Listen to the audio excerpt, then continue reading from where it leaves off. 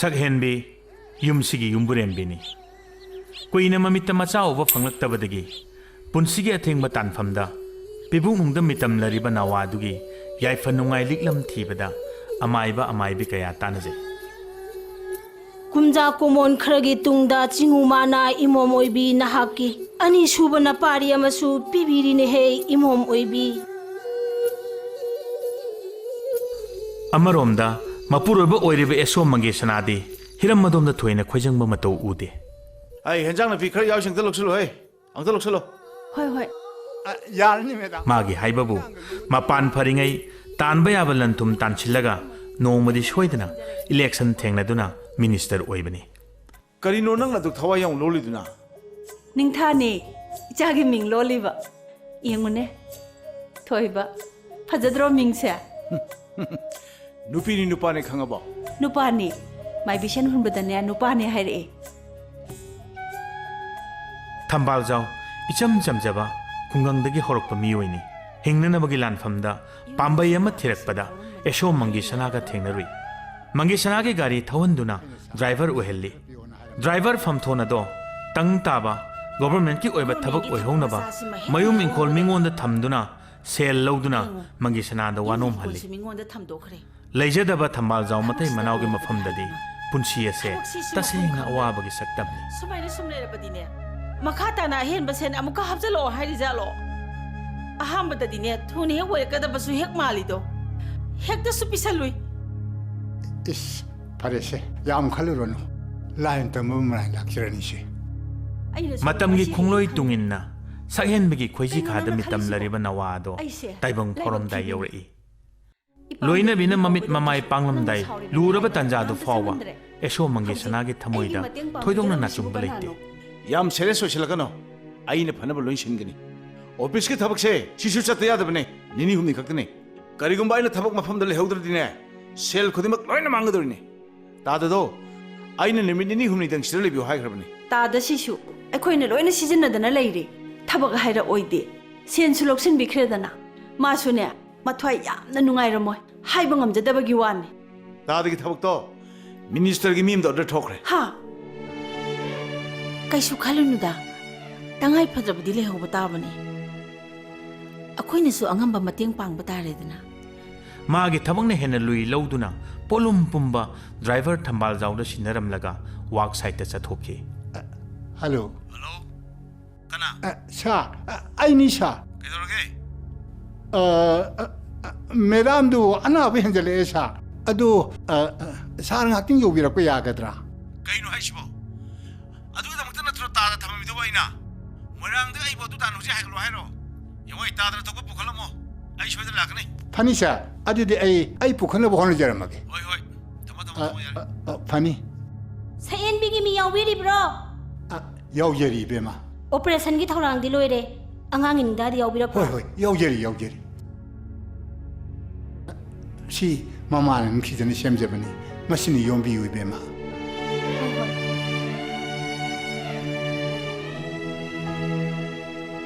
ꯁꯥꯔ ꯀꯃꯥꯏꯅ ꯇꯧꯔꯦ ꯂꯦꯡꯖꯟꯕꯤꯔꯛꯑꯣ 오퍼레이션 ꯇꯧꯅꯕ ꯊꯧꯔꯥꯡ ꯇꯧꯔꯦ ꯂꯦꯡꯖꯟꯕꯤꯌꯨ ꯉꯥꯛꯇ ꯂꯦꯡꯖꯟꯕꯤꯌꯨ ꯀꯝꯗꯧꯔꯦ 이베마 ꯑꯉꯥꯡ ꯅꯨꯄꯥ ꯑꯃ ꯎꯅꯔꯦ ꯅꯨꯄꯥ ꯑꯃꯗꯤ ꯄꯣꯛꯂꯦ ꯑꯗꯨꯕꯨ ꯑꯉꯥꯡ ꯑꯗꯨꯗꯤ ꯃꯤꯃꯥꯟꯅꯗꯕ ꯁꯣꯏꯅꯥꯏꯕ ꯑꯣꯏꯅ ꯇꯥꯏꯕꯪ ꯐꯥꯎꯔꯛꯈꯤ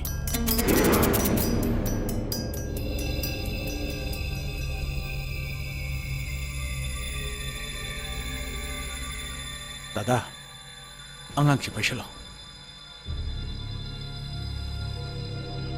소이나이라바 미만 들어봐 안강치 아이 분치 요쁘가 뭐이 샤 그냥 딱 그리고도 시 샤르기 샤니 안강아 시키까지만 알레비게 샤 다다 셰 실락 아니니 파실러 아두가네 안강도기 공을 못할까 샤 아두가 다다게가 머리 슛 땄나라보니 그래 다다기 타바키 비세근 비센더 아두수 할라보니 senpamduna tada haudopa yabryo ꯃꯄꯨꯅ ꯄꯤꯔꯝꯂꯤꯕ ꯁꯤꯟꯊꯥꯗꯣ ꯊꯃꯣꯏ ꯀꯥꯏꯅꯤꯡꯉꯥꯏ ꯑꯣꯏꯔꯕꯁꯨ ꯊꯝꯕꯥꯜꯖꯥꯎꯒꯤ ꯋꯥꯈꯜꯅ ꯈꯨꯗꯛꯇꯨꯗ ꯑꯆꯨꯝ ꯑꯔꯥꯟ ꯂꯦꯞꯊꯣꯛꯄ ꯉꯝꯈꯤꯗꯦ ꯁꯦꯜꯒꯤ ꯃꯌꯥꯏꯅ ꯊꯨꯝꯃꯠꯈꯤꯗꯨꯅ ꯉꯥꯏꯍꯥꯛꯇꯤ ꯃꯍꯥꯛꯀꯤ ꯋꯥꯈꯜꯕꯨ ꯈꯨꯗꯨꯝ ꯆꯟꯁꯤꯟꯖꯕ ꯉꯝꯈꯤꯗꯦ ꯃꯔꯝ ꯑꯗꯨꯅ ꯃꯄꯨꯒꯤ ꯌꯥꯊꯪ ꯄꯥꯡꯊꯣꯛꯄ ꯇꯥꯈꯤ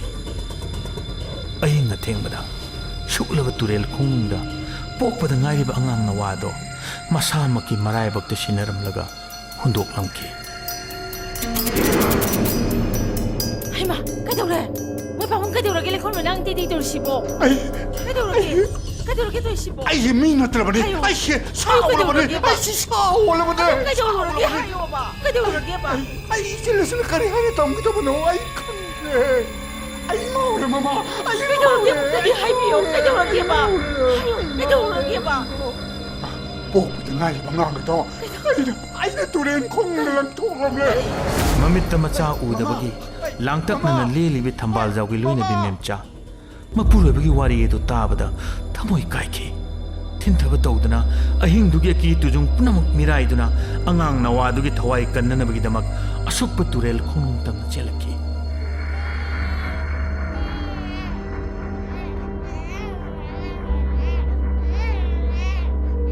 ꯄꯤꯛꯂꯤꯕ ꯅꯋꯥꯗꯣ ꯃꯊꯥꯅꯨꯡꯗ ꯆꯦꯠꯅ ꯀꯣꯡꯈꯠꯆꯈꯤ.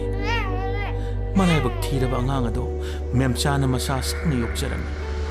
이자비요 이자비요 ꯁꯣꯏꯅ ꯍꯥꯏꯔꯒ 이자비요 시ꯗ 뽀에 하려드나 이자비요 이자비요 ꯄꯨꯟꯁꯤꯒꯤ ꯑꯍꯥꯟꯕ ꯃꯄꯨꯛ ꯊꯣꯛꯀꯤ ꯃꯆꯥꯅ ꯁꯤꯅ ꯇꯥꯏꯕꯪ ꯐꯥꯎꯔꯛꯂꯦ ꯍꯥꯏꯕ ꯃꯄꯨꯔꯣꯏꯕꯒꯤ ꯃꯤꯅꯝꯕ ꯄꯥꯎꯈꯨꯝꯗꯨ ꯇꯥꯕꯗ ꯀꯞꯆꯕꯗꯅ ꯃꯊꯧꯗꯥꯡ ꯑꯣꯏꯔꯤ. ꯄꯛꯆꯩꯗ ꯏꯃꯥꯅ ꯌꯥꯟꯕꯤꯕ ꯁꯅꯥꯁꯦ. ꯅꯪꯅ ꯉꯁꯤ ꯇꯥꯏꯕꯪꯄꯥꯟꯁꯤꯗ ꯐꯥꯎꯔꯛꯂꯝꯗ꯭ꯔꯕꯗꯤ ꯑꯩꯕꯨ ꯀꯅꯥꯅ ꯏꯃꯥ ꯍꯥꯏꯅ ꯀꯧꯕꯤꯒꯅꯤ? ꯏꯆꯥꯗꯤ ꯂꯟꯆꯦꯟꯕꯅꯤ. ꯏꯆꯥ ꯂꯥꯛꯄꯗꯒꯤꯅꯦ ꯉꯁꯤ ꯅꯨꯡꯁꯤꯔꯕ ꯑꯩꯒꯤ ꯌꯨꯝꯍꯤꯡꯈꯣꯟꯁꯦ. ꯃꯇꯝ ꯍꯥꯏꯕꯁꯤꯅ ꯑꯁꯣꯛꯄ ꯈꯨꯗꯤꯡ ꯇꯥꯏꯁꯤꯟꯅꯕꯒꯤ ꯈ꯭ꯋꯥꯏꯗꯒꯤ ꯐꯕ ꯍꯤꯗꯥꯛꯅꯤ ꯍꯥꯏꯅꯕꯒꯨꯝ ꯁꯛꯍꯦꯟꯕꯤꯒꯤ ꯈꯣꯏꯖꯤ ꯈꯥꯗ ꯑꯅꯤꯔꯛ ꯁꯨꯕ ꯑꯣꯏꯅ ꯃꯤꯇꯝꯂꯛꯈꯤꯕ ꯅꯋꯥ ꯑꯗꯨꯅ ꯇꯥꯏꯕꯪ ꯐꯥꯎꯔꯛꯂꯕꯗ ꯁꯤꯟꯊꯈꯤꯕ ꯄꯤꯔꯥꯡ ꯈꯔ ꯃꯈꯩꯗꯤ ꯇꯩꯊꯣꯛꯆꯔꯦ. ꯃꯁꯥꯒꯤ ꯃꯇꯧꯕꯨ ꯌꯦꯡꯖꯔꯒ ꯃꯇꯩ ꯃꯅꯥꯎ ꯑꯅꯤꯃꯛ ꯍꯧꯈꯤꯕ ꯊꯧꯗꯣꯛꯁꯤꯡ ꯀꯥꯎꯊꯣꯛꯅꯕ ꯍꯣꯠꯅꯔꯛꯏ. ꯃꯇꯝ ꯀꯨꯏꯅ ꯃꯆꯥ ꯐꯪꯂꯨꯗ꯭ꯔꯕ ꯃꯦꯝꯆꯥꯅ ꯏꯊꯥ ꯊꯥꯖꯗꯅ ꯅꯥꯎꯄꯨꯔꯛꯄꯒꯤ ꯅꯨꯡꯉꯥꯏꯖꯕ ꯑꯗꯣ ꯇꯨꯡ ꯀꯣꯏꯈꯤꯗꯦ. ꯂꯥꯏꯕꯛꯄꯨ ꯁꯦꯝꯕꯤꯔꯤꯕ ꯃꯄꯨ ꯃꯥꯒꯤ ꯊꯧꯁꯤꯜ ꯑꯉꯛꯄꯅꯤ.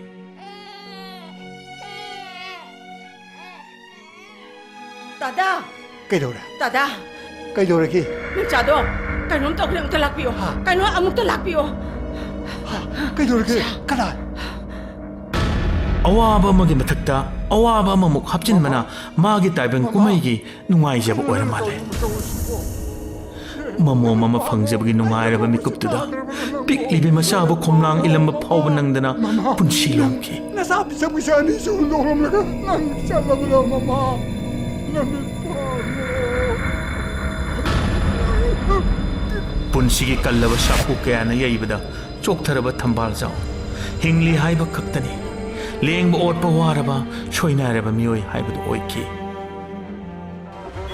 ꯂꯥꯏꯕꯛꯅ ꯊꯧꯖꯥꯟꯕꯒ ꯃꯁꯥꯒꯤ ꯍꯩ ꯁꯤꯡꯖꯕꯒ ꯃꯪꯒꯦꯁꯅꯥꯒꯤ ꯄꯥꯝꯖꯅ ꯃꯪꯖꯕ ꯃꯪꯂꯥꯟ ꯃꯪꯐꯥꯎꯅꯕ ꯍꯧꯔꯛꯏ. ꯃꯥꯒꯤ ꯋꯥꯍꯩ ꯑꯃꯅ ꯃꯤꯌꯥꯝꯕꯨ ꯊꯥꯖꯕ ꯉꯝꯍꯜꯂꯤ.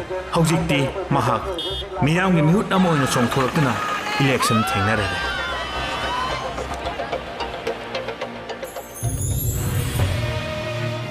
미니스터 오래 콧도 보아르파에 미나이 오이드래 마푸 오이래 마시르기 헨베 그리 레리게 아두부 아속 농아르바 마탐 마시르 낭디 마탐 suppada ꯅꯨꯡꯁꯨꯛ ꯅꯨꯡꯖꯥꯅꯗꯨꯅ ꯑꯋꯥꯕ ꯁꯛꯂꯣꯟ ꯄꯨꯗꯨꯅꯇ ꯂꯩ. ꯀꯔꯤꯒꯤꯅꯣ?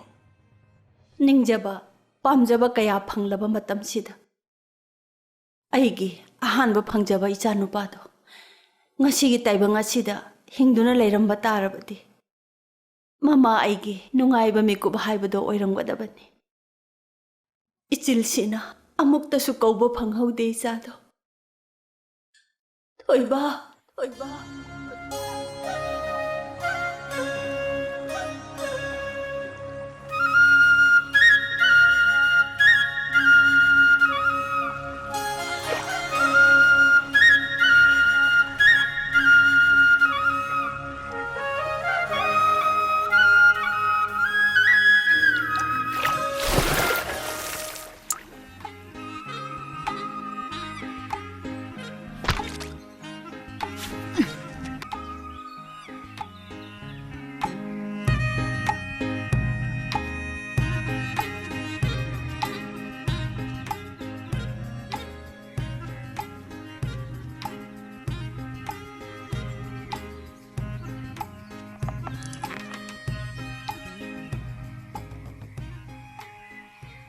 Hey, 거기 봐.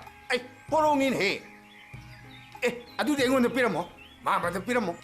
아이, 뽀롱자도 꾸이래 봐. 아, 마만 한절래서 한절래게 봐.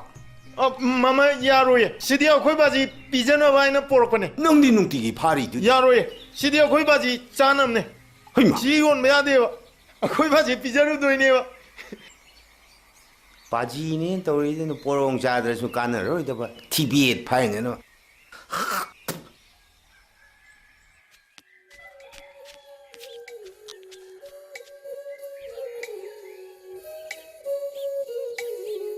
전!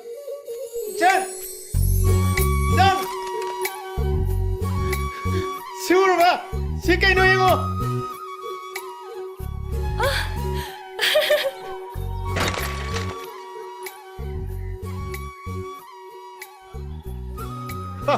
Taton, 시에고! yenge piro.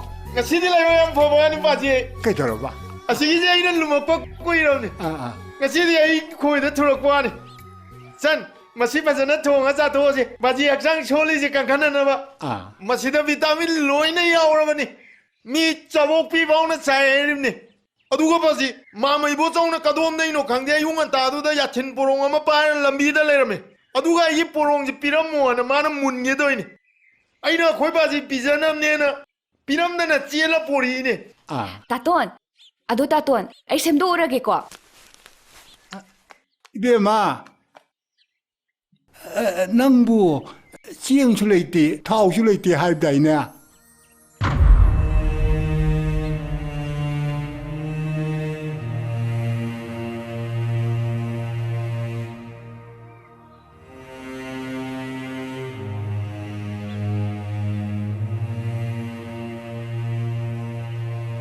Taton, mama ibo sau da pituro.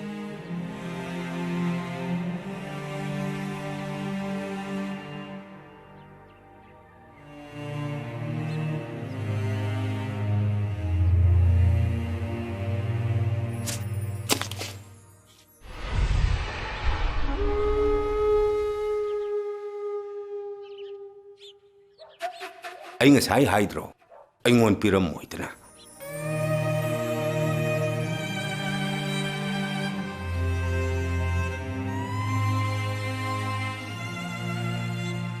세.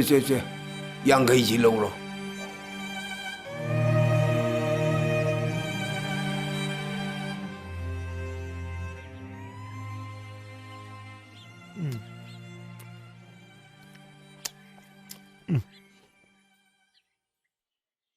Taton, taton na parak pa nga dugi mamal na ay koy na pugtaliban ko.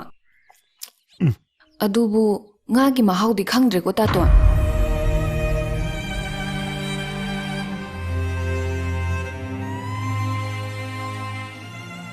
Taton, nang napama piridos dalay ay inbirak kese.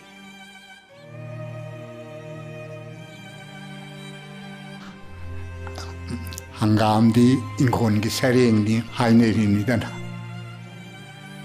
한가함 번타다 노이드러버 미두디 숭노이 노이레로 하이네리니 Vitamin suyam yawe babung. Mi jabok pina jabda masa phai hai nei ne. 사사 영어에 아이고이 미오이버 각더니 로이키가다바 삿키가다바 록딱 이마기 마사이 꼼다 이마는 비리버 쿠돌싱시디네 로이버 나레 로이더바니 빠져야.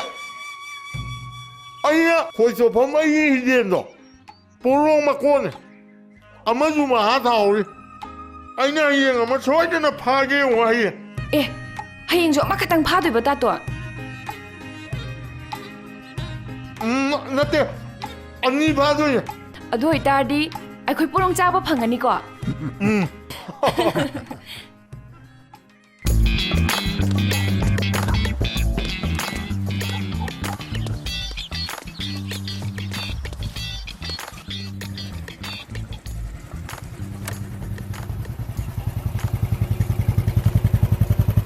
아시나 그래 실로리 되시나. 아이 가리기는 가리 차도 두kan 통수 레이드나. 아이 ngang ng루 다른 게네. 바보, 아이 nga si 고독 앞tin 정이잖니. कशु ने तब traffic police मसा ना आई वो helmet जाऊती can फादरा I minister मसा ने मुझ कौर माले ने आई ये ट्रैफिक पुलिस तो ठीक अंदर ममने हे नंग वैना दुमाना सेरान तुरान तौनो ना केरन हारब नत्रो हा ट्रैफिक रूल थुगाइबा मखोइगे अगेंस्ट थबक तौबा हाइबसे क्राइम निने इमा मणिपुर दबु करी रूल लेगे ने नत्रने पमो ट्रैफिक मोइदिने से सीपी रदी वन वे कलोय थाबनी याबनी मिनिस्टर दबु ट्रैफिक रूल लेबर ने इमा अखोइजु अखोइ पाउन मिनिस्टर रोइङाइ सिदा खरा चावहोगे हयें भोट काद्रकान्दा अफाउ सा यार पुतेने अदुदि नंगसु खंगिबोरे हे नंग याम हेले अइना पामदबा ngakta खन खनदना हेक तौरदना खुइ मासी मामा चबिक चबिक ngang nei दौनि पंग हलकने सियेंगबुदि मीटिंग लै पुंग मरिदा हलकनी कैदोरगे पंग की सिक्योरिटी जी पुरगा आई होरेन थबक अमता सके तौनि मे कई थबकनो अस याम लु वातेदा अखोइ स्वाइगे अखोइ माइबदु लैबा मी खरा फुरुगे तौनि ने ए हाइमा हे मसी यंगुन हे इलेक्शन मया नक्सिलकपसिदा मीना नुसिनबा चटकेदि हाइद्रदना मी फुरुगे काइना इमा फुनिंग मी सिदेबा सचत फुदोबा मसिदी हयें भोरमाय ओरेना युगा पिथागा सेल खर पिखलोरे अदुम लोरेने इसकायादनोसे hey नंगबु यूनिवर्सिटी चगनी तो चत्रबो अस राइट तमगु दुदुनोदा बी मेना चरु तादों ता लेर कांसिदा अदु पबुं हने पीडब्ल्यूडी गी वर्क प्रोग्राम खर फोंगने दो अदु एम द पीडे आदमनिको hey कोन वाइ शानसिजे पबुं अदु सोबि आदमनिको पबुं यारे यारे यारे ए होरेन कोन वारि शानरसेमे hey ससे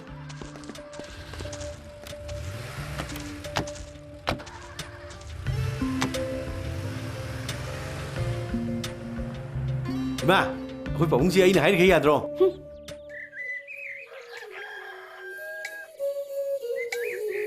सखीतुम्बी फोरसाद मरी खक्ता ngaꯏꯔꯤꯕꯤ ꯃꯐꯥꯎꯒꯗꯕ संबी ꯑꯁ ꯑꯩꯉꯣꯟꯗ ꯐꯥꯎꯕꯤꯔꯗꯤ ꯐꯅꯤꯗ फोरसाद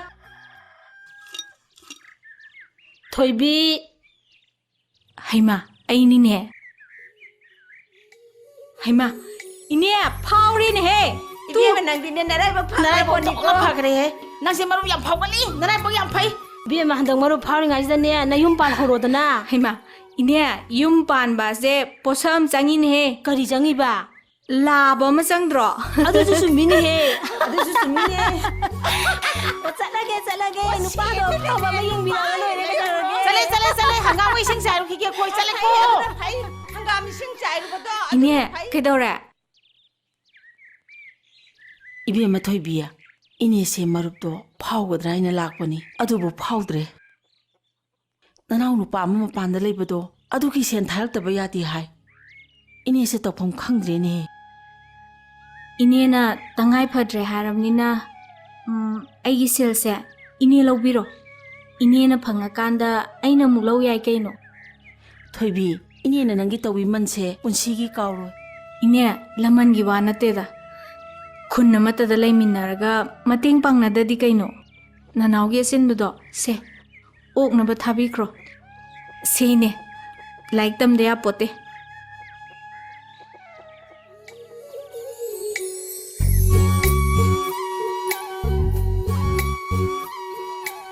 इबेमा अवाना थिबे यादे लारी कन्न होनगदबने आइदी अखोय मागे अवाना येंगैदा लारिका मपुंग फाना अमता तमहौद्रे इचे काइबुक तमहौगे अहानबा मचादगी क्लास 9 बौदी जिरी जिरी लाले अदुदगी क्लास 10 दा दंग लाउना थोंगाइबदा ताबदगिने अदुम काब ngamdre नोइनी यूनिफॉर्म गा सेपजे आइदी यम कलेक्शन थिराइ बक्सिददी तममद्रेन हेबेमा ए आदैजे नोइ तासौ नत्रो हंगोइ बोराबिदौन कुलिजे ꯑꯩ ꯉꯥꯏꯔꯤ ꯑꯣꯏꯔꯝꯅꯤ ꯏꯆꯦ ꯃꯥꯏ ꯉꯥꯏꯕꯝꯅꯤ थौजनबदा चोपतोइ जाला हा मखोंग हाम लेरमदि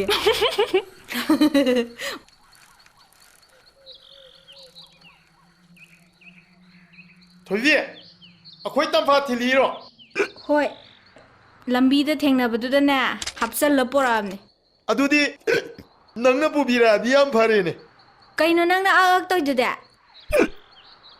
थगुइरो कई हुराला साउरे ꯀꯩꯝ ꯆꯥꯗꯦ ꯑꯩꯅ ꯀꯔꯤ ꯍꯨꯔꯥꯜꯂ ꯆꯥꯗꯣꯏꯅꯣ ꯁꯤ ꯆꯪꯉꯣ ꯁꯤ ꯆꯪꯉꯣ ꯁꯤꯗ ꯂꯥꯛꯑꯣꯅꯦ ꯁꯦ ꯅꯃꯥꯏꯗꯣ ꯌꯦꯠꯇ ꯂꯩꯊꯣ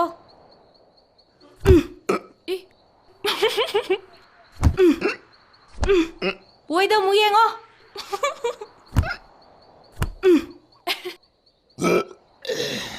ꯐꯔꯕ ꯐꯔꯦ ꯊꯣꯏꯕꯤ ꯀꯩꯁꯨ ꯇꯧꯗ꯭ꯔꯦ ꯑꯗꯣ ꯋꯤꯟ ꯄꯥꯏꯞꯇ ꯅꯨꯡꯁꯤꯠ ꯆꯪꯕ ꯀꯧꯋꯦ ꯍꯣꯏ ꯍꯦ ꯑꯩꯅ ꯇꯧꯏ ꯀꯥꯏꯅ ꯃꯤꯉꯣꯟꯗ ꯃꯐꯝ ꯃꯔꯥꯡ ꯈꯪꯗꯅ ꯇꯧꯔꯨꯅꯨꯀꯣ ꯁꯤꯡꯂꯤ ꯇꯠꯈꯤꯗꯅ ꯋꯥ ꯌꯥꯝꯅꯅꯤ ꯆꯟ ꯑꯩꯈꯣꯏ ꯁꯟ ꯑꯃꯨꯕꯤꯗꯣ ꯃꯆꯥ ꯄꯣꯛꯑꯦ ꯂꯥꯕ ꯑꯃ ꯁꯪꯒꯣꯝ ꯁꯨꯝꯕ ꯌꯥꯔꯛꯑꯒꯅꯦ ꯄꯥꯖꯤꯒꯤ ꯁꯪꯒꯣꯝ ꯊꯤꯜꯂꯛꯀꯦꯀꯣ ꯊꯣꯏꯕ ꯆꯠꯂꯒꯦ ꯍꯣꯏ ꯑꯩ ꯆꯠꯂꯦ ꯍꯣꯏ ꯏꯆꯦ ꯁꯥꯏꯀꯜꯒꯤ ꯂꯐꯣꯏꯅ ꯈꯨꯔꯥꯏꯗ ꯌꯩꯕꯁꯦ ꯌꯥꯝ ꯅꯥꯕꯅꯦ ꯊꯣꯏꯕꯤ ꯇꯞꯅ ꯊꯧ ꯇꯥꯇꯣꯟ ꯆꯠꯁꯤꯔꯥ ꯎꯝ ꯑꯗꯨ ꯁꯤꯗ ꯁꯝꯖꯟꯈ꯭ꯔꯁꯤ ꯂꯥꯛꯑꯣ ꯑꯩ ꯆꯤꯡꯈꯠꯀꯦ ꯁꯝꯖꯟꯈ꯭ꯔꯁꯦ ꯑꯩꯒꯤ ꯁꯥꯏꯀꯜ ꯑꯃ ꯂꯩꯕꯤꯌꯨꯔꯁꯨ ꯇꯥꯇꯣꯟꯅ ꯂꯩꯕꯤꯗꯦꯗꯣ ꯑꯁ ꯑꯩ ꯂꯥꯏꯔꯤꯛꯀ ꯑꯝꯇ ꯇꯝꯅꯤꯡꯗ꯭ꯔꯦꯗ ꯅꯪ ꯂꯥꯏꯔꯤꯛ ꯇꯝꯃꯔꯣꯏꯅ ꯍꯥꯏꯕꯗꯨꯗꯤ ꯍꯥꯏꯒꯅꯨ ꯏꯆꯟ ꯇꯥꯇꯣꯟꯅ ꯅꯪꯁꯦ ꯗꯣꯛꯇꯔ ꯑꯣꯏꯍꯟꯒꯦ ꯈꯜꯂꯤꯕꯅꯤ ꯏꯆꯟꯅ ꯗꯥꯛꯇꯔ ꯑꯣꯏꯔꯒ ꯇꯥꯇꯣꯟꯒꯤ ꯐꯤꯕꯝ ꯆꯥꯗꯕ ꯁꯣꯏꯅꯥꯏꯕꯁꯦ ꯁꯤ ꯂꯥꯏꯌꯦꯡꯍꯟꯗꯣꯏꯅꯦ ꯑꯗꯨ ꯑꯣꯏꯇꯥꯔꯗꯤ ꯌꯥꯔꯦꯅꯦ ꯇꯥꯇꯣꯟꯅ ꯑꯩꯒꯤ ꯁꯥꯏꯀꯜ ꯂꯩꯕꯤꯕ ꯑꯗꯨꯒ ꯑꯩꯅ ꯗꯣꯛꯇꯔ ꯑꯣꯏꯔꯒ ꯇꯥꯇꯣꯟꯒꯤ ꯑꯅꯥꯕꯁꯦ ꯂꯥꯏꯌꯦꯡꯕ ꯌꯥꯔꯕ ꯌꯥꯔꯦꯅꯦ ꯑꯗꯨꯗꯤ ꯁꯥꯏꯀꯜꯗꯣ ꯅꯣꯏ ꯏꯆꯦ ꯊꯣꯏꯕꯤꯒꯤ ꯑꯗꯨꯒꯨꯝꯕ ꯂꯩꯔꯁꯤꯀꯣ ꯑꯁ ꯌꯥꯔꯦꯍꯦ ꯑꯗꯨꯗꯤ ꯂꯩꯁꯥꯕꯤ ꯑꯔꯤꯕꯤꯅ ꯊꯧꯕ ꯁꯥꯏꯀꯜ ꯑꯔꯤꯕꯗꯣ ꯄꯥꯝꯖꯗꯦ ꯑꯗꯨꯗꯣ ꯉꯝꯃꯣꯏ ꯊꯧꯕꯒ ꯑꯝꯇ ꯍꯣꯏꯅꯦ ꯑꯗꯣ ꯅꯪꯅ ꯑꯄꯥꯝꯕ ꯂꯩꯕꯤꯔꯒꯦ ꯁꯥꯏꯀꯜ ꯂꯤꯖꯔꯁꯨ ꯅꯣꯏ ꯏꯆꯦ ꯊꯣꯏꯕꯤꯗꯤ ꯅꯧꯕꯅꯤꯗꯏꯁ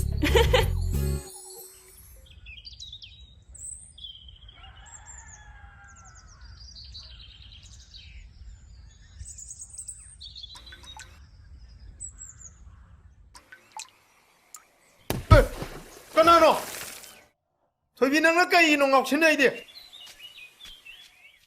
ꯃꯤꯅ ꯂꯥꯡꯒꯣꯜ ꯈꯞꯄꯛꯑ ꯀꯥꯟꯁꯤꯗ ꯑꯥ ꯌꯧꯅ ꯆꯦꯜꯂꯝꯃꯅꯤ ꯑꯣ ꯈꯞꯄꯤꯗꯣ ꯉꯥꯖꯥꯎꯗꯤ ꯑꯣꯏꯔꯝꯃꯔꯣꯏ ꯊꯨꯠ ꯂꯥꯎꯕ ꯉꯁꯥꯡ ꯑꯣꯏꯔꯝꯒꯅꯤ ꯀꯥꯏꯗꯩ ꯉꯁꯥꯡꯅꯣ ꯄꯣꯔꯣꯡꯅꯤꯅꯦ ꯏꯁ ꯌꯥꯝ ꯈꯪꯈꯤꯕꯩ ꯃꯑꯣꯡꯅꯤꯅꯦ ꯌꯥꯔꯦ ꯑꯣꯏꯅꯤꯡꯕ ꯃꯣꯏꯖꯔꯁꯅꯨ ꯈꯣꯏꯗꯣ ꯉꯥꯏꯍꯥꯛ ꯊꯝꯃꯣ ꯑꯩ ꯏꯝꯐꯥꯜ ꯆꯠꯂꯨꯏꯕ ꯅꯪꯒꯤ ꯈꯣꯡꯒ꯭ꯔꯥꯎ ꯑꯃꯒ ꯖꯔꯁꯤ ꯑꯃꯒ ꯂꯩꯔꯛꯄꯅꯦ ꯉꯔꯥꯡ ꯄꯤꯒꯦ ꯇꯧꯕꯅꯦ ꯊꯦꯡꯈ꯭ꯔꯕ ꯀꯗꯥꯏꯗꯒꯤ ꯑꯩꯅ ꯇꯣꯡꯉꯛꯄ ꯇꯥꯇꯥ ꯃꯦꯖꯤꯛꯇꯣ ꯄꯪꯆꯔ ꯑꯣꯏꯗꯅꯅꯦ ꯍꯦꯟꯗꯜꯃꯦꯟꯅꯦꯅ ꯆꯤ ꯍꯦꯛ ꯊꯨꯡꯉꯗꯅ ꯊꯨꯠ ꯂꯥꯎꯕ ꯇꯌꯥꯔꯗꯨꯐꯥꯎ ꯁꯤꯟ ꯉꯝꯗꯦꯃꯦ ꯖꯛꯇꯣ ꯑꯩꯅ ꯏꯟꯈꯠꯂꯤꯅꯦ ꯁꯦ ꯆꯥꯕ꯭ꯔꯥ ꯌꯦꯡꯉꯣ ꯑꯩ ꯂꯧꯕ ꯉꯝꯃꯣꯏ ꯅꯤꯡꯊꯝꯊꯥꯒꯤ ꯏꯪꯈ꯭ꯔꯕ ꯂꯩꯆꯤꯟ ꯃꯔꯛꯁꯤꯗ ꯐꯨꯔꯤꯠ ꯆꯣꯔꯐꯣꯟ ꯃꯆꯨꯁꯤꯃꯒ ꯁꯨꯍꯣꯡ ꯍꯣꯡꯗꯅ ꯂꯤꯠꯂꯤꯗꯨꯕꯨ ꯌꯥꯝ ꯄꯥꯝꯖꯔꯨꯔꯕꯣ ꯅꯪꯕꯨ ꯑꯥꯏ.ꯑꯥꯔ.ꯕꯤꯔꯣ ꯀꯃꯥꯟꯗꯣꯔꯣ ꯕꯤ.ꯗꯤ.ꯑꯦꯐꯂꯣ ꯅꯠꯇ꯭ꯔꯒ ꯀꯔꯅꯒꯤ ꯄꯣꯛꯄꯗ ꯌꯥꯎꯔꯛꯄ ꯕꯨꯂꯦꯠ ꯄ꯭ꯔꯨꯐꯇꯨꯔꯣ ꯁꯦ ꯍꯧꯖꯤꯛ ꯍꯣꯡꯗꯣꯏꯔꯣ ꯍꯣꯏ ꯍꯦ ꯆꯥꯗ꯭ꯔꯒ ꯁꯤꯟꯗꯣꯏꯅꯤ ꯃꯤ ꯂꯃꯥꯡꯁꯤꯗ ꯀꯃꯥꯏꯅ ꯁꯦꯠꯇꯣꯏꯅꯣ ꯅꯉꯛꯇ ꯌꯥꯜꯂꯤꯕ ꯈꯨꯗꯩꯗꯣ ꯀꯣꯔok ꯀꯣꯏꯁꯜꯂꯣ ꯑꯗꯨꯒ ꯁꯦꯠꯂꯣ ꯁꯤꯁꯨ ꯑꯩꯅ ꯑꯃꯨꯛ ꯇꯥꯡꯅꯈꯤꯗ꯭ꯔꯣ ꯁꯦ ꯈꯔ ꯊꯨꯅ ꯍꯣꯡꯉꯣ ꯑꯩ ꯑꯁꯥꯏ ꯂꯩꯒꯦ ꯑꯩ ꯑꯁꯤꯗ ꯂꯩꯒꯦꯀꯣ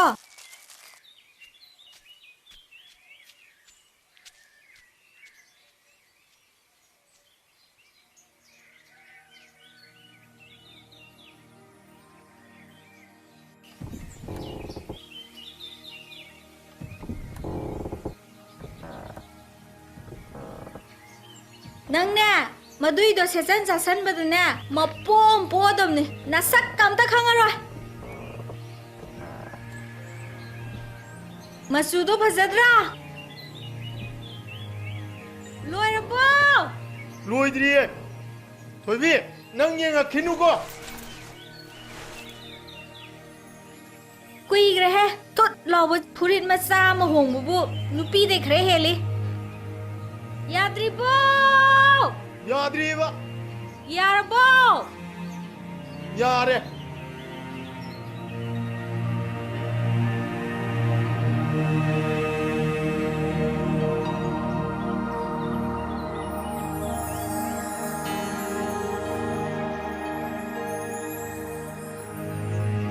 ꯅꯃꯥꯏꯗꯣ ꯑꯣꯟꯊꯣꯔꯣ ꯌꯦꯡꯒꯦꯅꯦ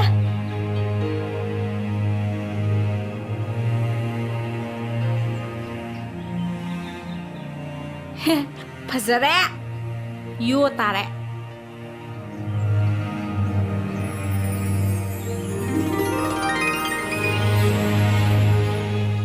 ꯑꯦ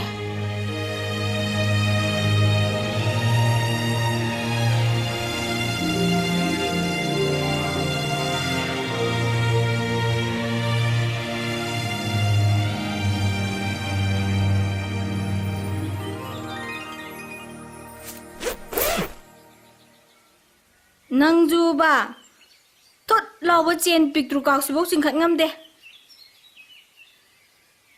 ꯊꯧꯔꯤ ꯄꯥꯟꯕꯤꯗꯣ ꯑꯣꯏꯅ ꯂꯩꯔꯨ ꯌꯥꯗꯣ ꯔꯕꯔ ꯌꯥꯎꯕꯗꯣ ꯍꯌꯦꯡꯗꯒꯤꯅꯦ ꯅꯪꯒꯤ ꯑꯁꯤ ꯁꯤꯚꯥꯏ ꯑꯃꯟꯕꯒꯤ ꯖꯔꯁꯤ ꯃꯥꯟꯕꯁꯦ ꯂꯤꯠꯄ ꯌꯥꯔꯣꯏꯀꯣ ꯍꯦꯛ ꯂꯤꯠꯂꯕ ꯅꯪ ꯀꯩꯗꯧꯒꯦ ꯅꯪ ꯀꯩꯒꯨꯝꯕ ꯁꯦꯠꯂꯛꯇ꯭ꯔꯕ ꯊꯧꯆꯣꯝꯒꯤ ꯊꯣꯏꯕꯤ ꯑꯩꯅꯅꯦ ꯊꯋꯥꯟ ꯊꯥꯒꯤ ꯊꯌꯥꯏꯗ ꯊꯥꯡꯖꯝꯒꯤ ꯊꯥꯡꯖ ꯇꯔꯦꯠꯅ ꯁꯥꯕ ꯊꯥꯡꯅꯅꯦ ꯊꯣꯏꯕꯒꯤ ꯊꯥꯔꯕ ꯊꯕꯥꯛꯇꯨꯗ ꯊꯤꯟꯗꯠꯀꯗꯕꯅꯤ ꯈꯪꯉꯕ꯭ꯔꯥ ꯆꯠꯂꯦ ꯑꯩ ꯊꯦꯡꯉꯦꯀꯣ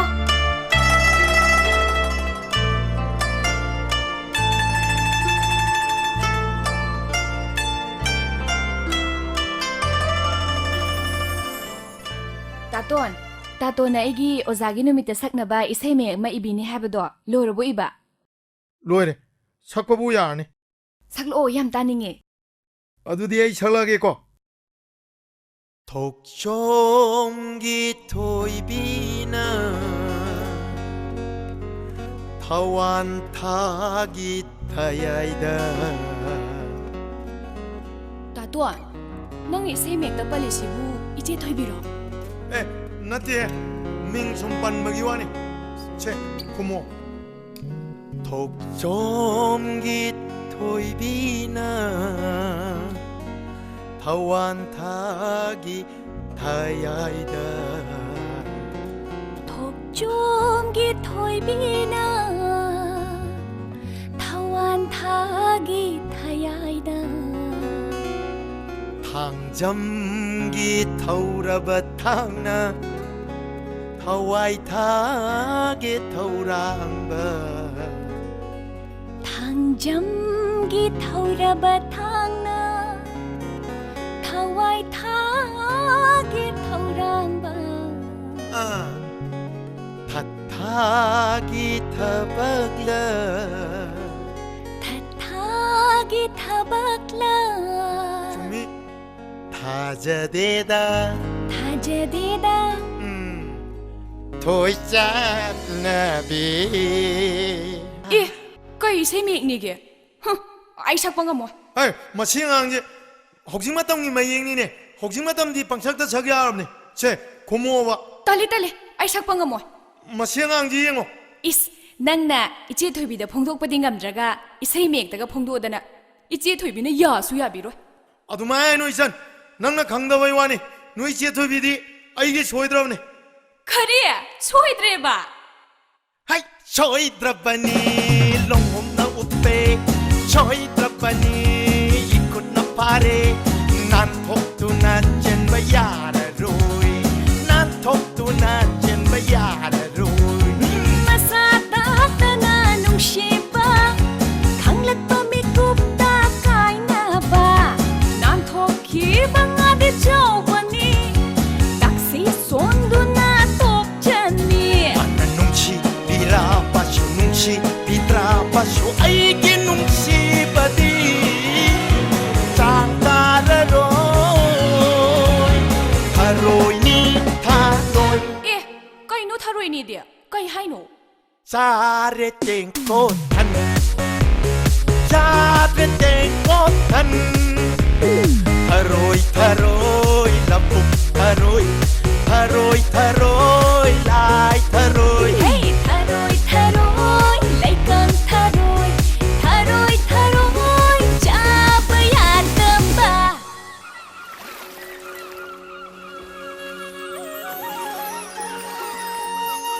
ꯇꯥꯇꯣꯟ ꯁꯦ ꯐꯣꯡꯗꯣꯛꯎꯔꯣ ꯍꯥꯏꯕ ꯑꯗꯨꯃꯥꯏꯅ ꯁꯨꯝ ꯇꯨꯃꯤꯟ ꯂꯩꯔꯗꯤꯅꯦ ꯃꯤꯅ ꯍꯟꯖꯈꯤꯖꯅꯤ ꯅꯪ ꯑꯁ ꯀꯃꯥꯏ ꯍꯥꯏꯗꯣꯏꯅꯣ ꯌꯥꯝ ꯂꯨꯏꯗ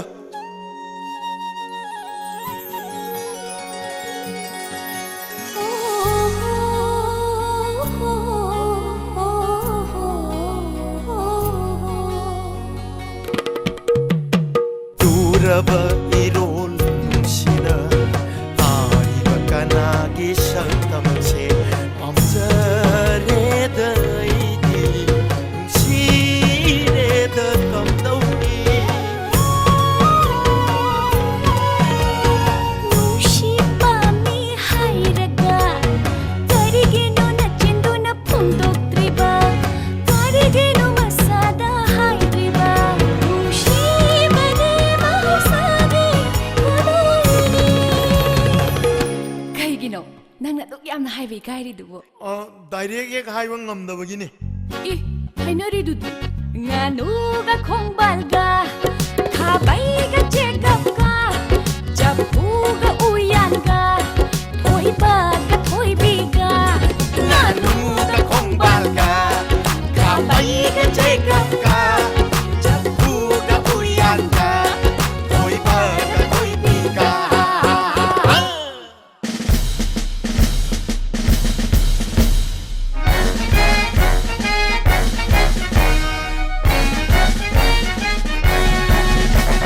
karamba numit thadano angong pa pijon de chetuna ben party ga loina na na koi thongal de la katapa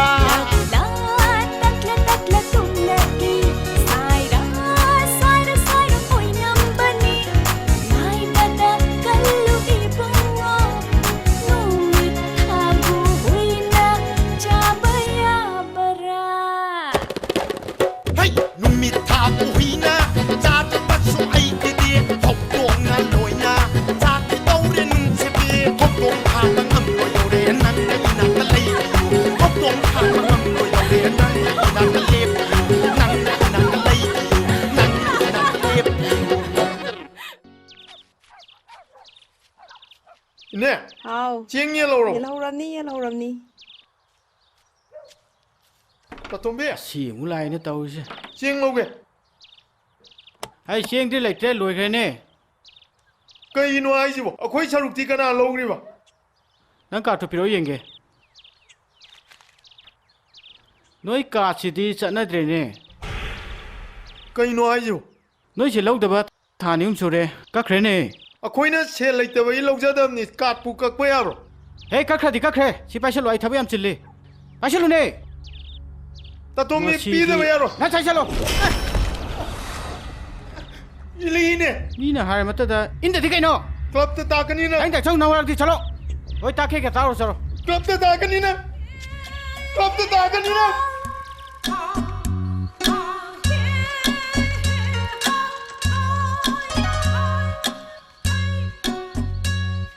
Thoiba. Kaidore piere laiduna.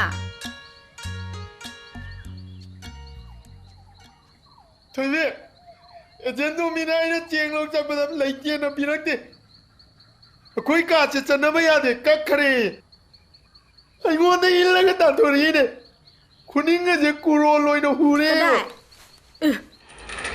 Loi hurene. Natin thakchalo.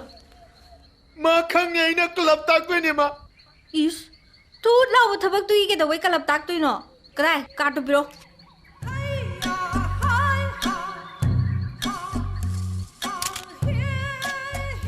Hangam se mapul ama khoi da piramo. Chara ama noi charo.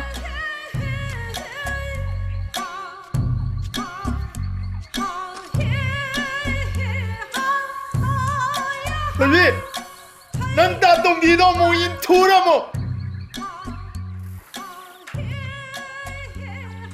Mama. Mama. Oh mama. ꯑꯣ ꯀꯅꯥꯅꯣ ꯍꯩꯃꯥ ꯕꯦꯝꯃ ꯀꯔꯤ ꯂꯩꯔꯦ Mama, se, mase. Laisongi pabung thambal jawgi ration card ne. Agent Tombina ne mai card se chanadre. Aduna masan pa thoibaduna chengchini lau chapada piraktre. Mase mama ne yengjanbiyo.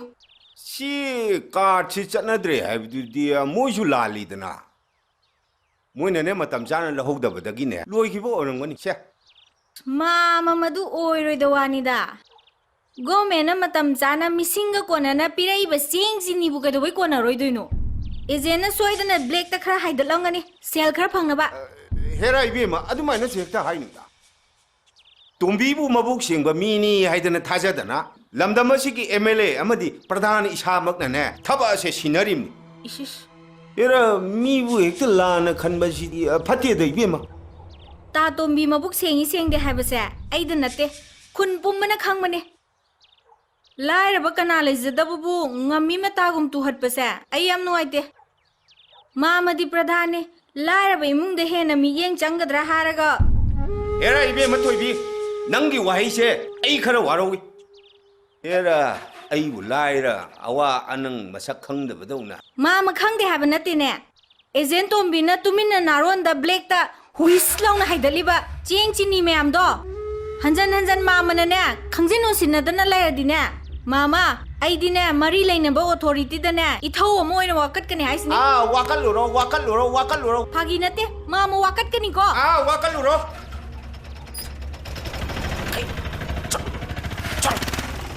मामा तातोंबिना चेंगजे लेमे मामा थिलो सोन लाइनी हा लेमे बा होय लेमे ये मामा तोम्बीने येन बचेंग दो लेमे ये ननाव बोरा आमता हापोक से लुम्बनिदा तौदुसे सकन ग टेक तना ननाव आइजु यावगे से आमता थांगदरो से साइन हाय युम थादा याबदुबु मामा हापे मामा सीमदी फंगदब जिंगदी येन थोरगे अदुगने बोरा मरी मंगा सिनने मरी लेनबो अथॉरिटी दा हंगखिनबा आई ngangnawrage ko सीगी सेल सिना एजेंट तोम्बी का ngangnawrage मामा चले है चलो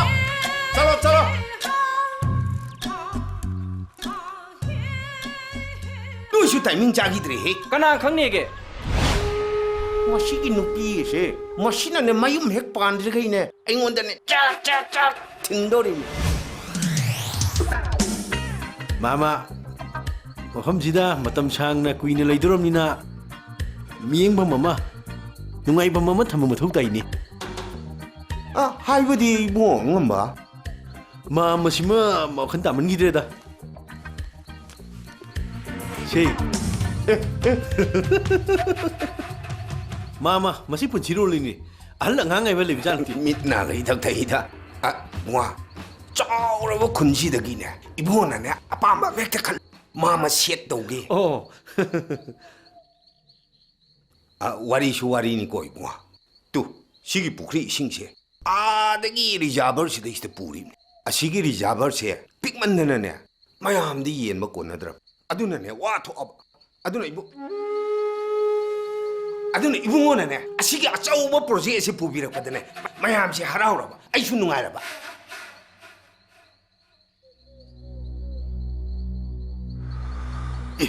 मामा थमाल साले हे सिदी नरा कराइदि थमानो हुजिपु मतम जिनतना अस मामा सिदी युने सि साल सिदी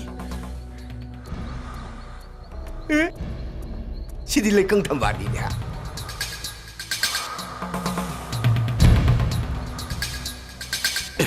मामा थंबाल जामनि पानी ने अदोरनि दिरेदा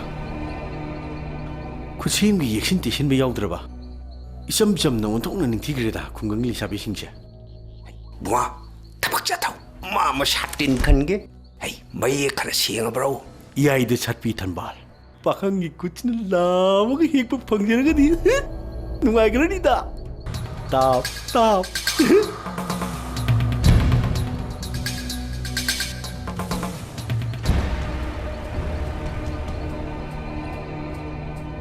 मामा आई बुंगु इरांग होलिबा नुपि मिचा सि कनानो बुआ यामना नकना लैदा इखुत्ता लैबा pot मामनाने setting सेमगा लोइरेदना मामना आइगी निंगबसे Keck तुंगलबा अदुरदि हंदक सुरबा थबसिंगसे मामगी 10%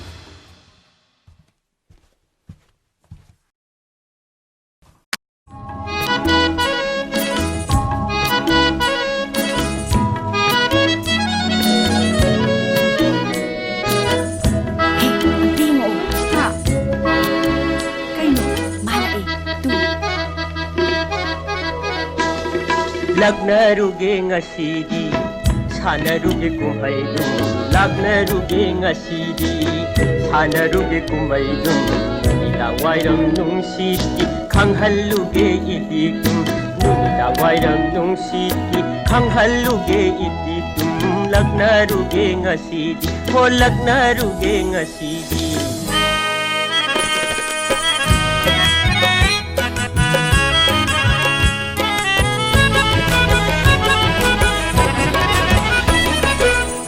한옥 잡아 찰롭싱 딴칼루게 마윰다 한옥 잡아 찰롭싱 딴칼루게 마윰다 우풀 또이나 짜이두나 우풀 또이나 짜이두나 랑루기게 군야다 락나루게 nga시디 샤나루게 꿈마이 놈이다 와이람 둥시기 강할루게 이띠꿈 락나루게 nga시디 홀락나루게 nga시디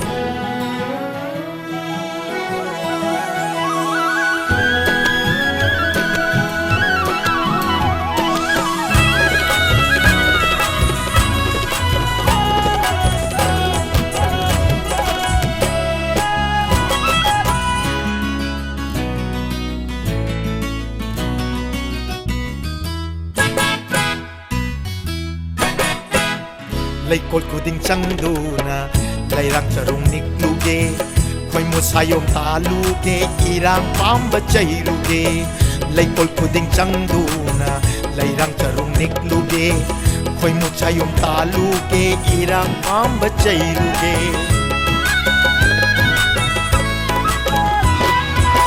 Nuja chaynon lakdagi Natom lairang huruge Nuja chaynon lakdagi 나좀 레이랑 부르게 오이나 빠이바 샤나불 오이나 빠이바 샤나불 이 아이들 부따오한게 이모 뚜리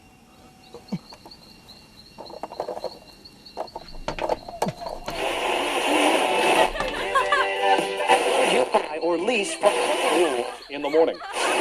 락나루게 nga시디 사나루게 꿈마이둠 락나루게 nga시디 사나루게 꿈마이둠 누미당 와이람 농시디 강할루게 이띠꿈 누미당 와이람 농시디 강할루게 이띠꿈 락나루게 nga시디 락나루게 nga시디 락나루게 nga시디 Hauzik tabi kre ahibam buddhasan na sakpa konsaba ibosong na sereng ba isay ama isay asibu khoida aduna thanbir pasingdi aina pamjana mi khangi ba isay do luera kan pore sinam na ba keshor rising sun dresses thau sport complex tagi thiam rajendra luwang pongnang pokpi dagi thalar kom sekmai dagi mari sabi indira bamon kampu dagi nongthombam payal kongba dagi dapi chanam kawa dagi nga salamba loktak khunau khongban dagi thoibi amadi thauba ngakpi gani thoiba Mathangda muktabirasi BDF thasna film dagi ji radio da naming do lautoram ni na hararam ni nya Mama cha thakse Leishabi mapung bahara medana imongtiya Mama school chatpagi phiron loi shugige cho 이봉아 따다 강대다 이사는 빠 피범 자도 시가 이사는 비시가 아 분시세 행매도 통로 와게 도리다 이봉아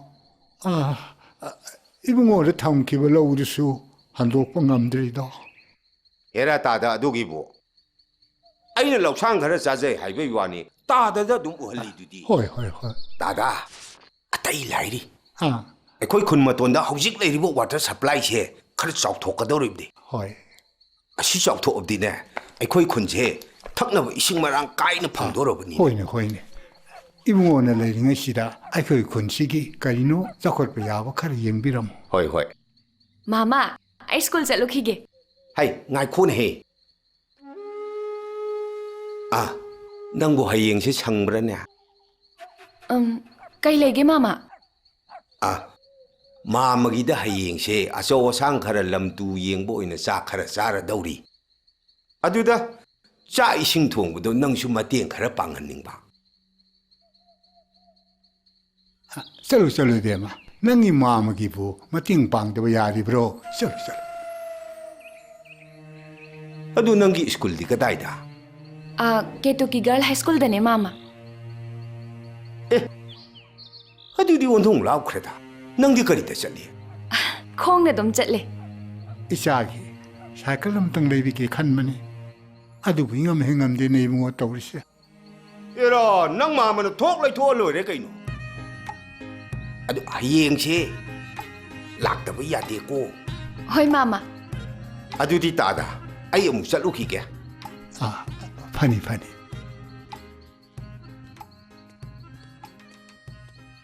ꯕꯥꯖꯤ ꯑꯩ ꯑꯃꯨꯛ ꯆꯠꯂꯒꯦ ꯑꯩ ꯅꯪ ꯇꯥꯇꯣꯟ ꯄꯥꯠꯇ ꯆꯠꯈꯤꯕꯗꯣ ꯉꯥꯏꯍꯥꯛꯇꯪ ꯉꯥꯏꯈꯣꯅꯦ ꯏꯕꯦꯝꯃ ꯑꯁ ꯍꯧꯖꯤꯛꯐꯥꯎ ꯂꯥꯛꯇꯦ ꯑꯩꯈꯣꯏ ꯇꯥꯇꯣꯟꯗꯨꯕꯨ ꯀꯩꯗꯧꯔꯤꯖꯥꯠꯅꯣ ꯃꯤ ꯑꯩ ꯆꯠꯄ ꯊꯦꯡꯒꯅꯤ ꯍꯥꯏꯕ ꯑꯦ ꯂꯥꯛꯑꯦ ꯂꯥꯛꯑꯦ ꯇꯥꯇꯣꯟ ꯉꯁꯤ ꯉꯥ ꯀꯌꯥꯝ ꯐꯔꯛꯀꯦ ngасidi ꯂꯥꯏꯕꯛ ꯌꯥꯝ ꯐꯖꯥꯅꯦ ꯄꯥꯖꯤ ngасidi ꯄꯨꯂꯥꯎꯕꯤ ꯑꯆꯧꯕ ꯑꯃ ꯐꯥꯏꯕ ꯏꯅꯦ ꯆꯠꯈꯤꯗ ꯃꯥꯅ ꯌꯣꯟꯕꯤꯔꯨꯔꯒꯦꯅ ꯀꯩꯊꯦꯜꯗ ꯄꯨꯔ ꯆꯠꯈ꯭ꯔꯦ ꯂꯨꯄꯥ 50ꯅꯅꯦ ꯀꯣꯏꯅꯥ ꯄꯤꯔꯝꯃꯦ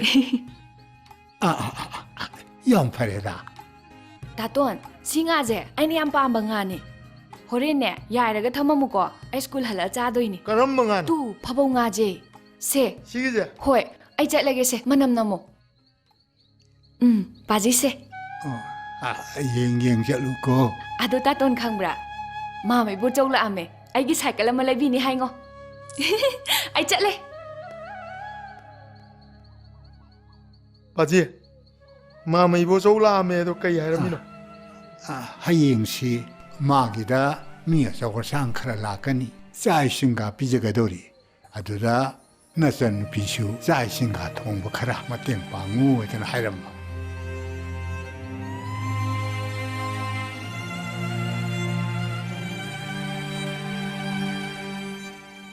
ꯃꯐꯝ ꯑꯁꯤꯗ ꯑꯁꯨꯃꯛ ꯂꯩꯍꯧꯈꯣ ꯃꯐꯝ ꯑꯁꯤꯒꯤ ꯋꯥꯔꯤꯒ ꯏꯔꯣꯏꯅꯍꯧꯈꯣ ꯑꯗꯨꯒ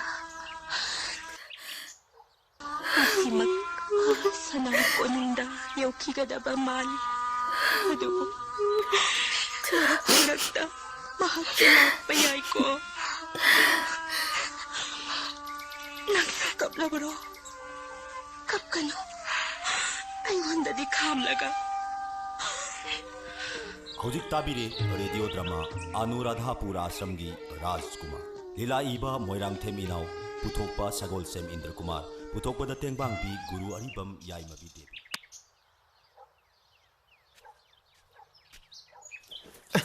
रेडियो ड्रामा तारगा वावा कपी अई जो अई पुंसी वारी जी इथोक तारे मोयांग थेमिनाउदा हायरगा ड्रामा ओइना सानानाबा ममिंगना लोकतांग मपान की थोइबा थोइबी गायना ए नंगी मिंगदो अदु खा हायो अई मिंग बक्संबिरकनो नंगी मिंग याउद्रदि अई वारी जे मपुंग भागदो होइने हे लोकतांग मपान की हेरो सिफाई फ्रिलिपो थोइबी अइने सुम नुंगाइननबा अइना पंगांगांग मनिदा अई कोक से याम छाय अई कोक से मई हौरजाने नकोक तो सारदी बाटिन जिदा इसिंग इंगबे याइजा नकोक तो युंजल बाटिन जिदा लुप्पगा इंगदब नते मपान साब नते मनुंग साबने मनुंग साइदुबु कइनो हायो अखोई चनगी स्कूल चननब साइकल अमा लैबीनी ना अइना वासक थोखरे दुबु लैबदि ngамदे अइना लैबा ngамद्रिङैजिदा मामा इबोचौ प्रधान साइकल दो लैबीनी ये अइदि साइकल दो याम थुना लैनिंगमने मदुगी मा मदुना ngangido amta thasarunuko thot lawbo mana kana semdorige ngari phawbune langkire thakpane likhraba थोबी थोबी अइ सेन तांदब याद्रे ए नंगी फिबमदुना नपांगनसु यावदे कैसुदोरिगे सेन तांदे यादे हारगनने अइगी हिंगोनगी थबकसिंगसे मतेंग पांग ताबा अदुगने मदुदै फंगपदुनने इबानी येना दोइबा सिदे क्याम भंगदोरिबा इस याम थुना फंगबा पामगनने सगुन तौरसो इमा नत्रो इनेने कइनो सन ताने चखरगा सन मचीना लेंगा जालो लाउने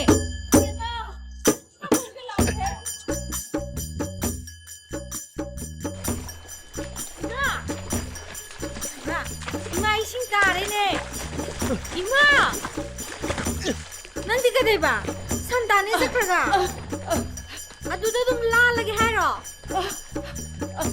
ꯀꯃꯥꯏꯅ ꯇꯧꯅꯤ? ꯑꯁ, ꯊꯣꯏꯕ, ꯅꯪ ꯈꯨꯗꯩꯗꯣ ꯄꯤꯔꯛꯑꯣ. ꯁꯦ, ꯁꯤꯗ ꯌꯥꯜꯂ ꯀꯥꯈꯠꯂꯣ. 이마, 나오세. 나오. 나오. ꯍꯥꯏ ꯆꯤꯡꯈꯠꯀꯅꯣ ꯅꯪ 이싱 만ung도다 lalage 하이로. 세, ꯆꯤꯡꯈꯠꯄ ꯌꯥꯗꯦꯕ ꯀꯩꯒꯤꯅꯣ? ꯑꯩꯅ ꯍꯧꯖꯤꯛ ꯁꯦꯠꯂꯝꯕ ꯐꯅꯦꯛꯇꯣ ꯊꯤꯕ ꯈꯪꯗ꯭ꯔꯦꯕ ꯑꯗꯨꯅ ꯆꯤꯡꯈꯠꯄ ꯌꯥꯗ꯭ꯔꯦ ꯍꯥꯏꯕ ꯑꯁ. ꯊꯣꯏꯕ, 세, ꯁꯤ ꯄꯥꯔꯝꯃꯣ. ꯑꯩ ꯐꯅꯦꯛ ꯂꯧꯔꯨꯒꯦ. ꯍꯣꯏ ꯌꯥꯜꯂꯝꯒꯦ. ꯊꯣꯏꯕ, ꯌꯥꯟꯗꯪ ꯌꯥꯜꯂꯝꯃꯣ. ꯑꯃꯨꯛ ꯆꯤꯡꯈꯠꯀꯅꯨꯀꯣ. ꯑꯃꯨꯛ ꯁꯣꯏꯅꯅꯤ. ꯆꯤꯡꯈꯠꯂꯣꯏꯌꯦ. ꯕꯦꯝꯃ ꯇꯤꯝꯐꯥ ꯑꯆꯧ ꯑꯆꯧꯕ ꯂꯩ ꯌꯥꯝ ꯊꯨꯅ ꯂꯥꯛꯎ ꯊꯣꯏꯕꯤ ꯅꯪ ꯌꯥꯝ ꯊꯨꯅ ꯂꯥꯛꯎꯀꯣ. ꯑꯩ ꯕꯦꯝꯃ ꯆꯥꯅꯕꯁꯤ ꯄꯨꯊꯣꯛꯑꯁꯤ. ꯑꯩꯅ ꯍꯥꯏꯕꯗꯣ ꯀꯥꯎꯅꯤꯀꯣ. ꯃꯤ ꯃꯤꯅꯤꯁꯇꯔ ꯃꯆꯥꯁꯤꯡꯅꯤ. ꯅꯃꯥꯏꯒꯗꯣ ꯁꯥꯎꯔꯪ ꯅꯨꯡ ꯇꯧꯕ ꯌꯥꯗꯦꯀꯣ. ꯅꯣꯛꯐꯦꯠ ꯇꯧꯔꯒꯅꯦ ꯃꯤ ꯅꯨꯡꯁꯤꯍꯟꯒꯗꯕꯅꯤ. ꯀꯥꯟꯅꯕ ꯈꯔ ꯂꯧꯍꯧꯁꯦ ꯍꯥꯏꯕ. ꯆꯣ ꯄꯤꯔꯣꯁꯨ. ꯆꯠꯂꯣꯅꯦ. ꯆꯣ ꯄꯤꯔꯣꯁꯨ.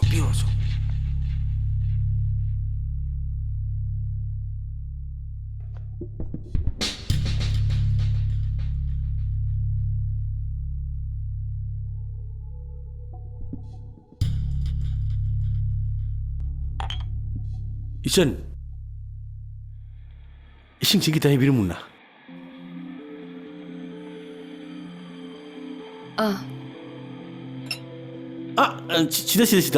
시다 해비라모. 야래 시다가 묻다. 이철기 밍부 거리야 봐. lembi kawe.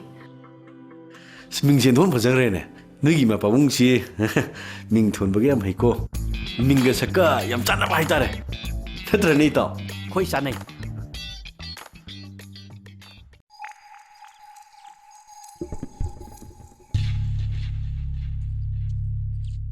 ꯅꯪ ꯁꯤꯗ ꯀꯩꯗꯧ ꯂꯥꯛꯏꯅꯣ? ꯍꯥ? ꯅꯪꯕꯨ ꯑꯩꯅ ꯁꯤꯗ ꯀꯧꯕ꯭ꯔꯣ? ꯃꯤ ꯂꯥꯛꯏ. ꯐꯤꯕꯝꯗꯨꯒꯅꯦ ꯏꯀꯥꯏꯖꯩ. ꯆꯠꯂꯣ. 이천 ꯉꯥꯏꯔꯤꯅꯦ. ꯅꯪ ꯅꯆꯟꯗꯣ ꯋꯥꯠꯂꯤ. ꯀꯣ ꯑꯩ ꯈꯪꯅꯅꯦ ꯊꯤꯜꯂꯛꯀꯅꯤ. ꯆꯣ. 마마 ꯀꯩꯗꯧ ꯂꯩꯔꯤꯒꯦ ꯑꯝꯇ ꯆꯪꯕꯤꯔꯛꯑꯣ. ꯆꯠꯂꯣ ꯑꯣꯔꯒ.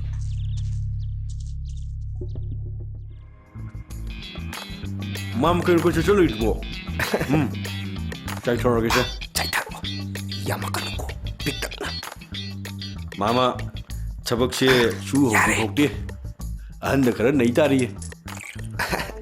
뭐? 가슈 가이디. 나이거든네 뭐. 아이디 레이부 레이로 하이람니네. 마마 지들 레이부 하이다라 그디. 너무 비시 비로드나. 비레인 칼로. 비레. 알겠고. 마마. 숨고 턱시나. 야이냐 턱시냐. 그날 혼들어. 비엠마 또 나와 해. Mama. ông ta thấu lộ. 야네 시엔 아이 비르게. 야래. 아이나 좀 비르시 야부터. 시 비엠마 주로 과이디 하고 우뿐 볼. Hoi mama. 시 저 두는 나오고.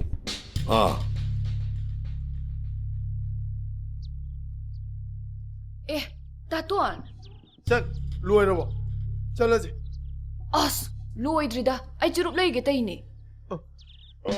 ꯑꯩ ꯂꯩꯕꯤꯔꯨꯔꯒꯦ.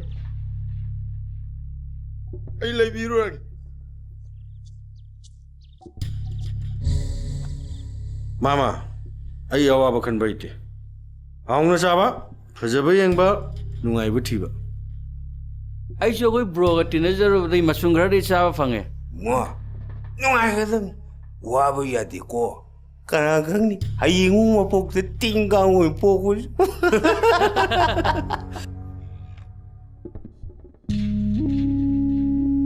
마마. 주로. 까이더니 페이딕 좀 정해지나. 마마. 아두는 그나노. ꯑꯩꯈꯣꯏꯒꯤ ꯂꯩꯀꯥꯏꯒꯤ ꯑꯉꯥꯡꯁꯤꯡꯅꯤꯗ. चलो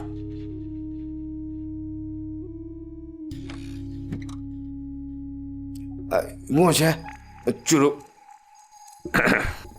마마 싱디 동능해 야니 섬령어 뭐야 섬령어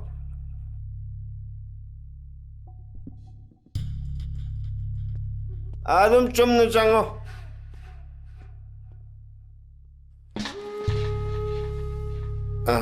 뭐야 암때가 해질르드나 마마 하이지라게 마마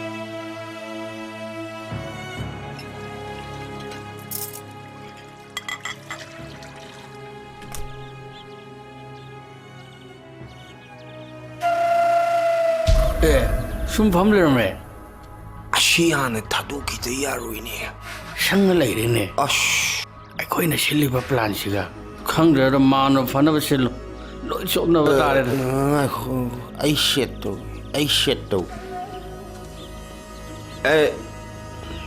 토이바 그이노니니 너 가이테 아쪽부터 잘라가 셔링 아쪽부터 레이루 주어라 마이티 셔링도 아이 돔나 잣바달래 이찬가 잘루게 이히 마시디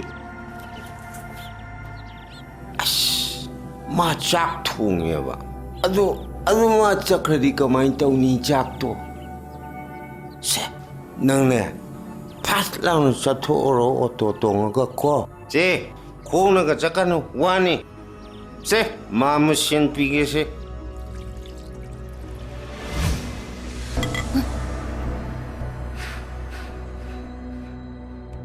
Kay pakalino. Nangimiyeng na yung 다도 aibu kaya nungsigye siya. 다도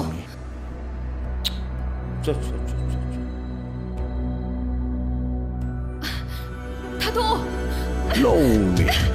갈대도 뭐 다도 Lonely. 다도 다도 다도 다도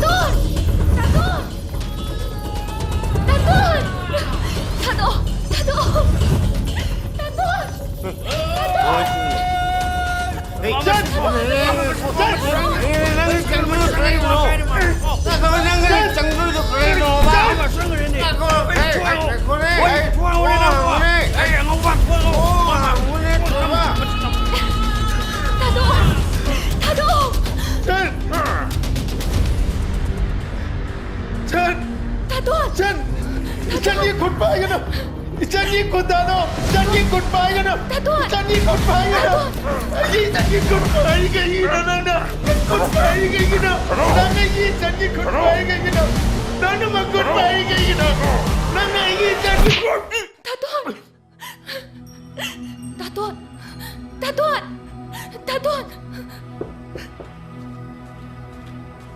Mama, atok tawa.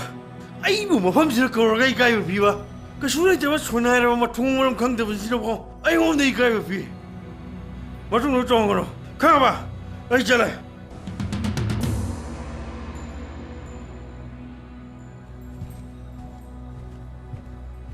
Hey, no entorse que. No entorse que no va. No, ahí voy libro. No, ahí mi de Kari haru. Kari haru que va. Mama. Esto no. 아이게 망다 아이게 전부 막헛 빠라가 우치 더워이다 못받아 아이나 그만이나 좀이나 영능을 해주노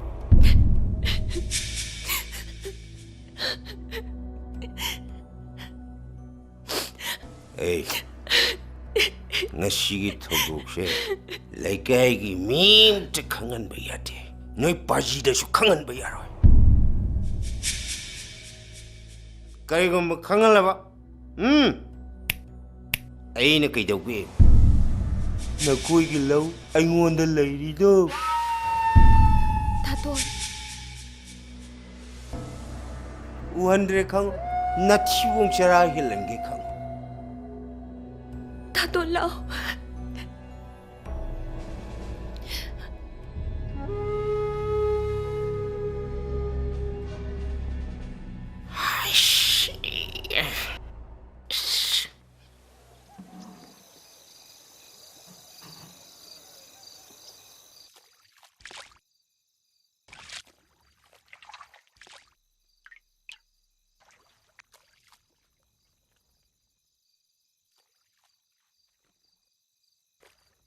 바지 ꯀꯩꯗꯧꯔꯒꯦꯅꯦ ꯑꯩ ꯌꯥꯝ ꯄꯦꯟꯗꯦ ꯍꯥꯏꯌꯨꯅꯦ ꯏꯆꯥꯗ ꯀꯅꯥꯅ ꯀꯔꯤ ꯍꯥꯏꯔꯒꯦꯅꯦ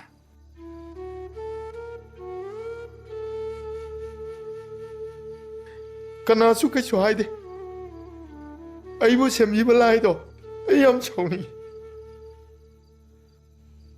ꯑꯩꯕꯨ ꯁꯤꯒꯨꯝꯕ ꯐꯤꯕꯝꯁꯤꯗ ꯀꯃꯥꯏꯅ ꯁꯦꯝꯕꯤꯔꯝꯃꯤꯅꯣ ꯑꯩꯅ ꯃꯤꯑꯣꯏ ꯆꯥꯗꯕꯅꯤꯅ ꯄꯥꯖꯤꯒꯤ ꯃꯇꯦꯡꯁꯨ ꯄꯥꯡꯕ ꯉꯝꯗꯦ ꯀꯩꯅꯣ ꯅꯪꯅ ꯍꯥꯏꯔꯤꯕ ꯃꯌꯥꯝꯗꯨ ꯀꯩꯅꯣ ꯅꯪꯅ ꯑꯗꯨꯃꯥꯏꯅ ꯍꯥꯏꯔꯒ ꯄꯥꯖꯤꯅ ꯊꯋꯥꯏ ꯅꯨꯡꯉꯥꯏꯒꯅꯤ ꯈꯟꯕ꯭ꯔꯣ ꯌꯦꯡꯉꯣꯏ ꯑꯩꯁꯦ ꯃꯄꯥ ꯑꯃ ꯑꯣꯏꯕꯗꯅꯦ ꯃꯇꯤꯛ ꯆꯥꯗ꯭ꯔꯦ ꯈꯟꯗꯅ ꯊꯃꯣꯏ ꯁꯣꯛꯅ ꯍꯤꯡꯂꯤꯕꯅꯦ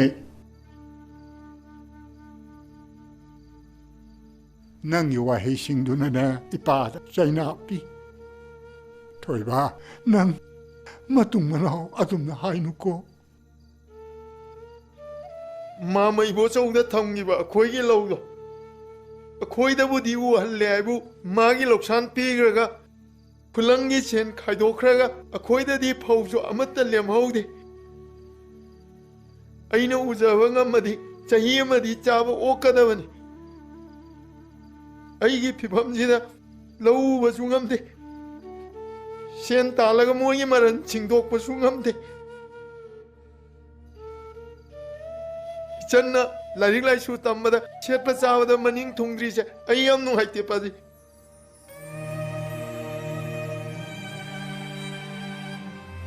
ꯑꯗꯨꯕꯨ ꯄꯥꯖꯤ ꯑꯩꯈꯣꯏ ꯂꯥꯏꯔꯩ ꯐꯤꯕꯝ ꯆꯥꯗꯦ ꯍꯥꯏꯗꯅ ꯃꯤꯅ ꯍꯟꯊꯅ ꯌꯦꯡꯕꯗꯤ ꯌꯥꯔꯣꯏ ꯑꯩꯒꯤ ꯏꯆꯟꯅ ꯅꯠꯇꯕ ꯃꯤꯠꯌꯦꯡ ꯌꯦꯡꯕꯁꯨ ꯌꯥꯔꯣꯏ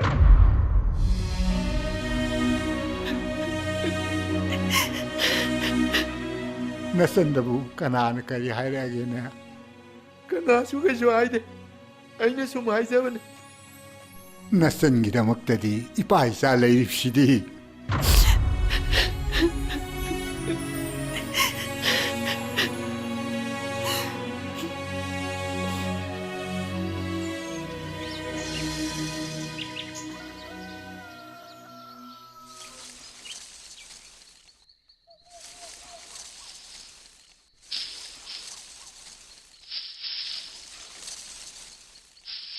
ꯇꯝ ꯇꯝ ꯆꯠꯂꯨꯀꯣ ꯈꯨꯅꯤꯡ ꯑꯀꯥꯏꯕꯗꯨꯗꯅꯦ ꯆꯔꯨꯡ ꯈꯣꯡꯅ ꯊꯤꯟꯗꯅ ꯑꯃꯨꯛ ꯏ ꯅꯥꯏ ꯇꯥꯅꯅꯤ ꯑꯗꯨꯗꯐꯥꯎ ꯀꯦꯁꯂꯦꯟ ꯑꯃ ꯂꯩꯔꯒ ꯇꯩꯅꯤꯡꯗꯦ ꯈꯨꯅꯤꯡ ꯀꯥꯏꯕꯗꯤ ꯅꯍꯥꯟꯅ ꯐꯔꯦ ꯍꯩꯕꯤ ꯇꯩꯕꯗꯒꯤ ꯅꯪꯅ ꯈꯪꯗꯤ ꯈꯪꯗꯅ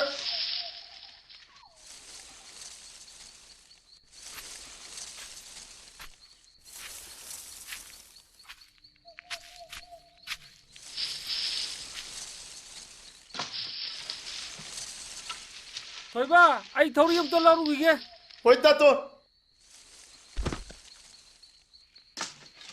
ꯅꯪꯅ ꯆꯔꯨ ꯍꯣꯜꯂꯝꯗꯥꯏꯗ ꯍꯥꯏꯔꯤ ꯁꯦꯟ ꯐꯪꯒꯗꯕ ꯂꯧ ꯂꯤꯡꯕ ꯈꯥꯎꯕꯒꯨꯝꯕꯗꯗꯤ ꯁꯨꯡꯉꯥꯏ ꯍꯥꯏꯔꯛꯀꯅꯨ ꯑꯩꯒꯤꯅꯦ ꯏꯇꯤꯛ ꯏꯄꯥ ꯍꯥꯏꯕ ꯑꯃ ꯂꯩ ꯅꯪꯅ ꯉꯝꯃꯣꯏꯗꯕ ꯊꯕꯛꯇꯨꯗ ꯑꯩꯅ ꯍꯥꯏꯒꯗ꯭ꯔꯣ ꯉꯝꯒꯗꯕ ꯈꯜꯂꯒꯅꯦ ꯍꯥꯏꯔꯤꯅꯦ ꯑꯩꯗꯤ ꯀꯩꯗꯧꯕꯩ ꯉꯝꯃꯣꯏꯗꯕ ꯑꯩ ꯅꯨꯄꯥꯅꯦ ꯐꯧ ꯈꯥꯎꯕ ꯌꯩꯕ ꯂꯧꯕꯨꯛꯇꯩ ꯍꯣꯡꯒꯠꯄ ꯍꯥꯏꯕꯁꯦ ꯊꯨꯠ ꯂꯥꯎꯕ ꯊꯕꯛ ꯅꯠꯇꯦ ꯃꯄꯥꯡꯒꯟ ꯀꯟꯕ ꯃꯤꯒꯤ ꯊꯕꯛꯅꯦ ꯅꯪꯗꯤ ꯅꯨꯄꯥ ꯑꯣꯏꯖꯔꯁꯨ ꯐꯤꯕꯝ ꯆꯥꯗꯦ ꯅꯄꯥꯡꯒꯟ ꯁꯣꯜꯂꯤꯗꯨꯗꯤ ꯅꯪ ꯑꯩꯉꯣꯟꯗ ꯐꯤꯕꯝ ꯆꯥꯗꯦ ꯍꯥꯏꯕꯗꯣ ꯍꯥꯏꯒꯅꯨ ꯑꯩ ꯄꯥꯡꯒꯟ ꯀꯜꯂꯦ ꯍꯥꯏꯕꯗꯣ ꯉꯁꯤꯗꯤ ꯎꯠꯀꯦ ꯌꯦꯡꯉꯣ ꯊꯣꯏꯕ ꯄꯤꯄꯥꯎ ꯅꯪ ꯌꯦꯡꯉꯣ ꯅꯪ ꯑꯩꯅ ꯀꯩꯗꯧꯒꯦ ꯌꯦꯡꯉꯣ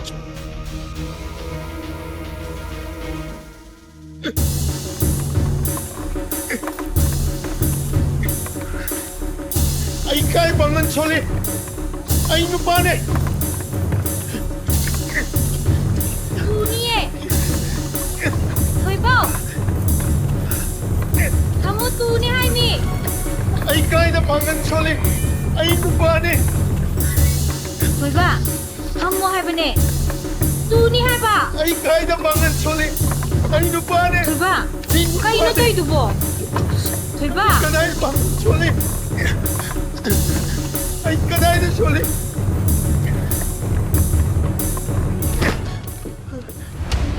ꯊꯣꯏꯕ ꯁꯣꯛꯄ꯭ꯔꯥ ꯍꯥ ꯁꯣꯛꯇꯦ 또세. 또이! 또어디 또어드나.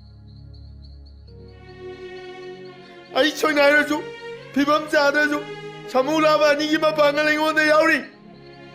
아이 잔가리 이제 찍먹어매. 아이 잔가리 찍먹어매. 너온다 그나 소래 하이노. 하. 너온다 그나나 소나이 하이노.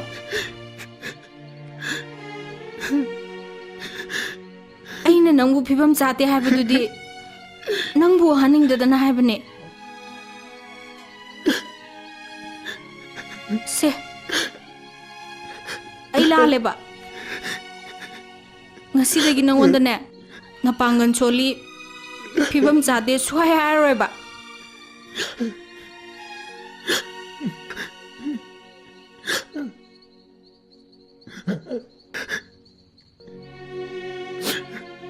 아주네바 돌라고 도망내마 지니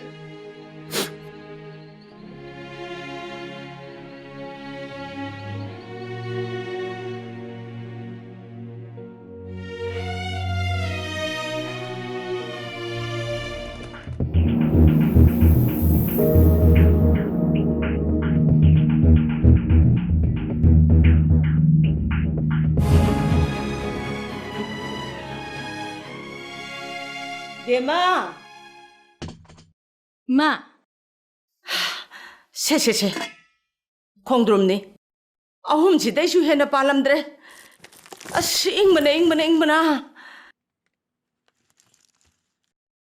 베마 한감도 꼼리네 마푼 자우나네 꼼리 자우버 마나버 뿔루 마 ngaubi nangize mapun chauna pulladine nangize hana loi sikhidoiba hai aina pamisidine mapunsu chauba kannasu pundaba yamnasu sitpane sendong leibadunine aina pamise hawai thrak ma khyat movie sidane khara thuna paladi phadawni migi thongna raktringai dane khara sen kana yolhongna ba hayeng migi puthongna akandane akhoi gi palakadamni se adoima yam tuna panaba daimo hardro chaselasira hoine bema madu chayhorasira अखोई खकी खलगा मी लोय हाटलजे हारो हार जासलगा हौजिक्तने बेमा हैबिम नागा कोलम निगा नतनाने diarrhoea चाइदबा इंजांग नापी अमत्त लैत्रमी नते चाकसे नंग थोंगे हाइब्रा आइबु थोंगो eyebrow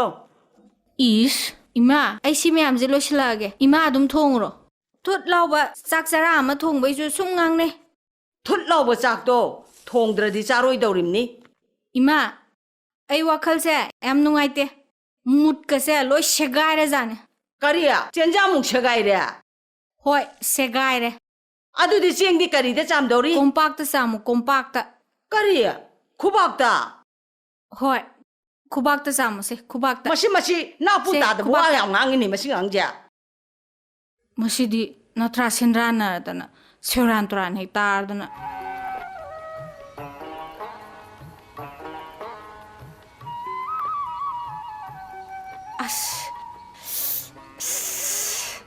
오이마 시레 그래도래 토비 깐나 까서리니네 아스 아이 람팡드레 낭 암또 홀라케라 호 홀라케 아스 뚜 소이다 좀더 언잘로 소이마 빠지더라 하이 그이노 낭 일리도 나 잉원나 하가서 홀로 하이기다이네 아이 그이달란 거게 아스 आई वखन नमदे इल्लुरे नंग कशु लांदेबा अश आई जो हक्का चमनगिदना नंग नुपानी कावरे ngahak blur chatlure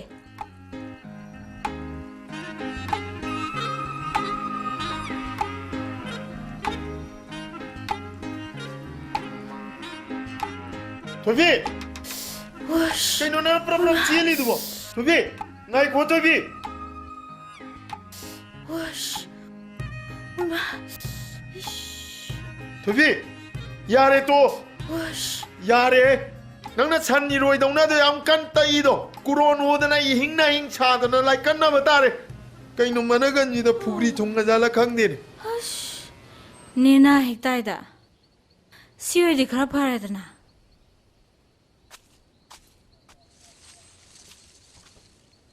낭 아이원나 해잉덕이 강라오라우도 떠오노 ꯑꯩꯅ ꯄꯥꯈꯠꯈꯤꯗꯅ ꯋꯥꯟꯊꯔ ꯁꯤꯔꯗꯤ ꯅꯪ ꯄꯦꯟꯒꯗ꯭ꯔꯥ ꯀꯩꯗꯧꯕꯩ ꯁꯤꯗꯣꯏꯅꯣ ꯍꯦꯔꯣꯅꯕꯨ ꯋꯥꯟꯊꯔ ꯁꯤꯕ ꯌꯥꯎꯕ꯭ꯔꯣ ꯑꯗꯣ ꯊꯣꯏꯕ ꯑꯩ ꯀꯩꯅꯣꯝꯇ ꯍꯪꯒꯦꯅ ꯀꯩ ꯋꯥꯅꯣ ꯃꯤꯅ ꯍꯥꯏꯅꯩꯌꯦꯕꯀꯣ 이바니세 ꯌꯥꯝ ꯅꯨꯡꯁꯤꯅꯩꯌꯦ ꯆꯨꯝꯕ꯭ꯔꯣ ꯃꯁꯥꯅ ꯑꯗꯨꯝ ꯆꯨꯝꯖꯔꯕꯗꯨꯕꯨ ꯃꯣꯏꯅ ꯃꯊꯧ ꯂꯩꯇꯅ ꯌꯥꯝ ꯉꯥꯡꯅꯔꯤꯗꯨꯕꯨ ꯀꯩꯒꯤꯅꯣ ꯑꯗꯣ ꯅꯪ ꯑꯩ ꯀꯌꯥꯝ ꯅꯨꯡꯁꯤ ꯅꯪꯗꯤ ꯑꯩ ꯀꯌꯥꯝ ꯅꯨꯡꯁꯤ ꯌꯥꯝ ꯅꯨꯡꯁꯤ ꯑꯗꯣ ꯑꯩꯅ ꯁꯛꯁꯦ ꯐꯖꯔꯝꯃꯕ ꯃꯤꯑꯣꯏ ꯃꯤꯇꯧ ꯆꯨꯡ ꯐꯤꯔꯥꯟ ꯆꯥꯔꯝꯃꯕ ꯍꯧꯖꯤꯛ ꯅꯨꯡꯁꯤꯔꯤꯕꯁꯤꯗꯒꯤ ꯁꯔꯨꯛ ꯆꯥꯝꯃ ꯍꯦꯟꯅ ꯅꯨꯡꯁꯤꯔꯝꯒꯅꯤꯀꯣ ꯀꯥꯏꯗꯩꯅꯣꯗ ꯅꯪ ꯑꯗꯨꯃꯥꯏꯅꯒ ꯇꯧꯔꯝꯃꯗꯤꯅꯦ ꯁꯨꯅꯨꯡ ꯍꯦꯛ ꯅꯨꯡꯁꯤꯔꯔꯣꯏ ꯅꯪꯅ ꯅꯁꯛ ꯊꯤꯔꯤꯕ ꯆꯨꯡ ꯐꯤꯔꯥꯟ ꯆꯥꯗꯕꯩꯅꯦ ꯑꯩꯅ ꯅꯪ ꯈꯪꯅꯨꯡ ꯅꯨꯡꯁꯤꯔꯤꯁꯦ ꯑꯗꯨꯗꯅꯦ ꯑꯩꯅ ꯑꯃꯨꯛ ꯈꯪꯉꯥꯎ ꯍꯔꯥꯎꯔꯤꯁꯦ ꯅꯪꯅ ꯑꯃꯨꯛꯈꯪꯉꯥꯎ harauragane ꯑꯩꯅ ꯑꯃꯨꯛ ꯈꯪꯅꯣꯛ ꯅꯣꯛꯅꯤꯡꯉꯤꯁꯦ ꯑꯦ ꯉꯥ ꯆꯪꯉꯃꯥꯅꯦ ꯑꯩ ꯑꯝꯇ ꯁꯣꯡꯀꯠꯂꯨꯈꯤꯒꯦ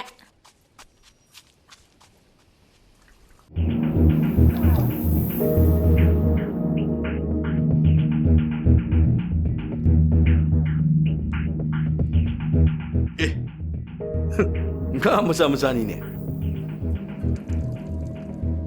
nga maca sibu kaya no pulap lejage nga maca si yam tadaning ba hitare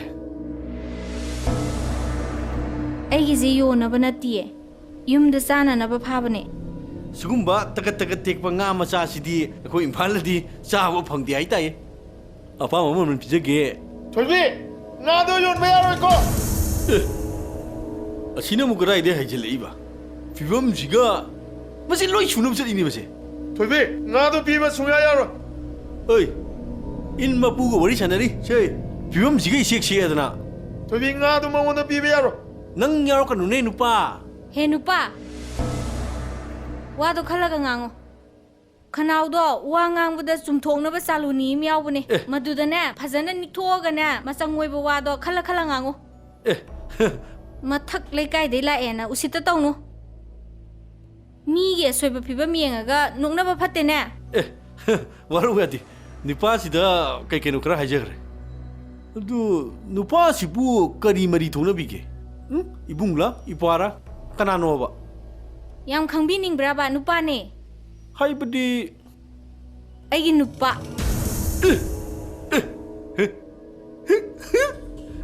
kuno to chokchage asuma biyom jaza ma nupa ase le biram se as ai ya ai jagre goodbye gano mashi tan mashi nakhut tha da tha lekai ta ke oi asum sulu ne lekai uramba phare mashi thajin ne mashi hai oi to slow mashi mo ngoni pani phare oi toro right jab ni se mamma ese ke ada kalino yune hai mai tha ba sima singam to ne slow na mai du dagi unsa ma chere ma selaga jantra sabda ha padi lighting am ta sangoi ne he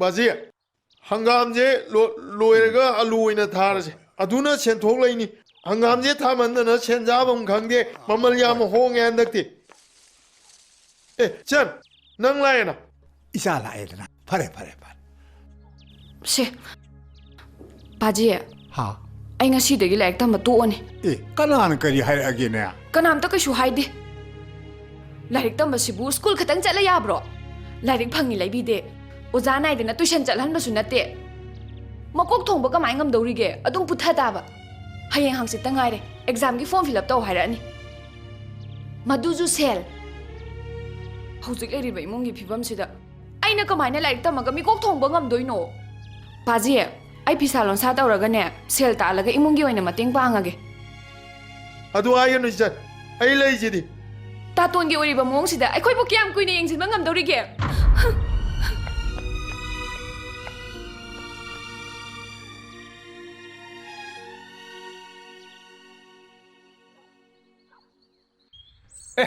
थोइबा नम मुगा कें फरकिने लाउने इंगे लाउने तागरोबा ngasiदी फुम नंबगी सिंग लेंगबदा ngagam ta faraktreda ए अदि नंग ngasi पुम्बेने ꯑꯗꯨꯗꯒꯤ ꯌꯥꯝꯃꯦ ꯈꯣꯡꯒ꯭ꯔꯥꯎꯗꯣ ꯅꯪ ꯑꯝꯇ ꯄꯤꯔꯛꯑꯣ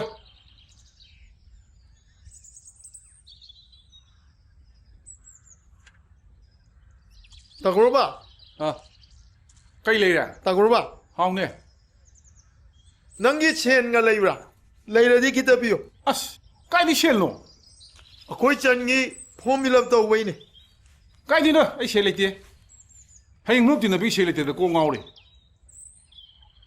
ꯑꯗꯨꯗꯤ ꯅꯪꯒꯤ ꯃꯔꯨꯞ ꯇꯧꯕꯤ ꯂꯩꯁꯥꯕꯤ ꯑꯩꯕꯤ ꯊꯣꯏꯕꯤꯗꯣ ꯑꯗꯩ ꯂꯧꯗꯅ ꯃꯉꯣꯟꯗꯗꯤ ꯍꯪꯃꯟꯗꯅ ꯏꯀꯥꯏꯔꯦꯗ ꯃꯥꯏ ꯃꯥꯏꯅꯦ ꯑꯩꯗꯤ ꯍꯪꯕꯗꯤ ꯏꯀꯥꯏꯔꯤꯅꯤ ꯃꯥꯅ ꯇꯧꯔꯤꯁꯤ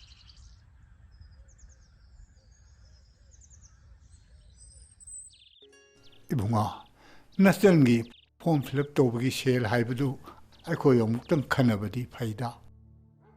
ꯅꯆꯟꯁꯦ ꯋꯥꯔꯧꯔꯦꯅꯦ. 마게 ꯁꯦꯟꯁꯤ ꯊꯤꯕꯤꯔꯒ ꯐꯣꯝ ꯐꯤꯜ ꯑꯞ ꯇꯧꯕꯤꯍꯧꯗ꯭ꯔꯕꯗꯤ ꯄꯔꯤꯈꯥ ꯊꯥꯔꯣꯏ ꯍꯥꯏꯔꯦꯅꯦ. ꯀꯝꯗꯧꯁꯤꯒꯦ? 빠지 야니 아이 ngomnabo honari ꯑꯩꯒꯤꯅꯦ ꯏꯍꯩ ꯏꯁꯤꯡ ꯇꯝꯕꯒꯤꯅꯦ ꯇꯥꯇꯣꯟꯒ ꯄꯥꯖꯤꯒꯅ ꯀꯩꯝꯇ ꯋꯥꯕꯤꯌꯣ ꯍꯥꯏꯗꯦ. ꯑꯩ ꯂꯥꯏꯔꯤꯛ ꯇꯝꯃꯔꯣꯏ, ꯑꯦꯛꯖꯥꯝꯒ ꯑꯝꯇ ꯊꯥꯔꯣꯏ ꯍꯥꯏꯁꯤꯅꯤ. ꯆꯟ ꯁꯦꯟꯗꯣ ꯂꯩꯔꯦꯕ ꯅꯪ ꯑꯦꯛꯖꯥꯝ ꯊꯥꯗꯕ ꯌꯥꯔꯣꯏꯕ. ꯑꯦ ꯇꯥꯇꯣꯟꯗꯤ ꯀꯅꯥꯗꯩ ꯂꯧꯔꯤꯕ ꯁꯦꯜꯅꯣ? ꯊꯣꯏꯕ ꯊꯣꯏꯕ ꯑꯩ ꯁꯦꯜ ꯄꯨꯊꯣꯔꯣ. ꯁꯦꯜ ꯄꯨꯊꯣꯔꯣ ꯍꯥꯏꯕꯅꯦ. ꯀꯔꯤꯒꯤ ꯁꯦꯟꯅꯣ ꯇꯥꯒ꯭ꯔꯣꯕ? ꯈꯪꯅꯤꯡꯅꯗꯕ ꯁꯥꯗꯅ ꯅꯪꯅ ꯑꯩꯒꯤ ꯅꯥꯛꯇ ꯐꯝꯖꯤꯜꯂꯒ ꯁꯦꯟ ꯍꯨꯈꯤꯕ ꯅꯠꯇ꯭ꯔꯣ? ꯑꯩ ꯄꯨꯗꯤꯌꯦ ꯇꯥꯒ꯭ꯔꯣꯕ. ꯑꯩ ꯄꯨꯗꯤꯌꯦ. ꯊꯣꯏꯕ, ꯅꯪ ꯃꯤꯒꯤ ꯁꯦꯟꯗꯣ ꯂꯧꯔꯨꯕ꯭ꯔꯅꯦ? ꯍꯥꯏꯌꯣ, ꯂꯧꯔꯨꯕ꯭ꯔꯅꯦ ꯅꯪꯕꯣ? 빠지 ꯑꯩ ꯂꯧꯗꯤꯌꯦ. 너희들 수고해요라. 나이코 이bungo. 아니 나한테 라미. 응. 난 나한테네. 아기 시 그러면 깜 있지. 따고로봐. 아이 난기 셀도 로우디. 강인은 너가 살아다나. 아이 뿌디에 따고로봐. 에, 빅니니. Kanai 빅노 시보. 에이, 나 지금 뒤로. 나이코 이bungo 나이코. 토이바. 낭부터 시행을 러우루브라네 하. 빠지. 아이 강디. 하요. 따시행을 러우루브라 하. 따고로브네 이건도 후란 마치리니. 아이 러우다바 시행만에. 마마. 산도 빠스 나기 나한테 라가네. 마시도 비게 게게 동네나. 실부게 해미. 아디게 이네 비게 되네. 마나 실 후랄 부기네. 마마. 나 산도 빠는 후라만에 비 시행하버네. 아시고 뭐 후라만에 산도 빠세. 나 이금 실레니노. 따톤. ꯅꯪꯅ ꯑꯩꯒꯤꯗꯃꯛ ꯃꯤꯉꯣꯟꯗꯒꯤ ꯁꯦꯜ ꯅꯤꯔꯨꯔꯤꯕ ꯀꯩꯒꯤꯅꯣ?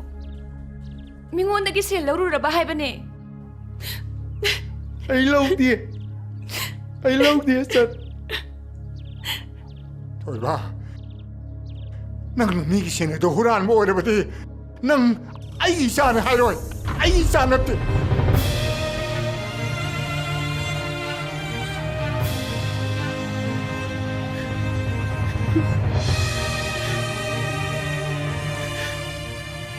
미기 맛본 말을 아이 밤새 아니 아이 후란디 아무시 허이니 뭐야 아이 후란디 아이 후란디 마마 아기 셀러 하지마 비요 나도 이제 아이 음식 숨겨 잘라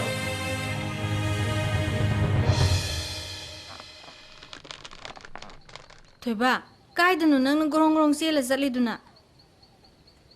따고로브네 이부 첸 후란레 아리네. 아이는 러우디에는 하이가 빠지기 있잖냐 이거는 낭이네. 아이 юм다가 정을 아이 까다이는 너무 잣그랑. 나이 코니 토이바. 토이바. 빠지나 이부 맞잖아티 아이네. 아이 장가로 아이지네. 낭게 산을 빠 까이거라. 나트가 융이만 장 까이거라. 아이기디 셀도 하지마 비도 송해야지 하시니. 이bungo. 까이베 야버 포삭 이뭉시다 아무것도 레이트라. ngasi nini humni dangdi hingai bi kho. 마마, 아이 호시부 시즌 넘버 셀네. 아이 송해야로 하시니. 따고로바. 그래도 토이비야. 낭기 백 말리. 아이네 이싱 촉 잡다 부키데 팡에. 예. 따고로바 포토스 야오이네. 아이 비 마이기 포토 야위 하이바. 따고로바. 세 리싱 잡빔스 야오이. 야오보니. 토이비가 공항을 놔두신 떠보다 이신다가 다리잖아. 마마, 아이주 마이 탁 하이버드니. 이나우두다 까리 그리노 그러 하이 그러마네. 아이 쇼이 그래 마마. 도비야, 까다이 아이 백도 빌어.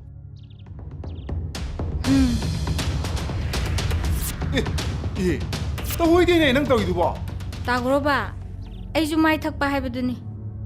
아이주 그리노 그러 칼루레. 아이 쇼이 그래. 능 연거나 나 강니 능.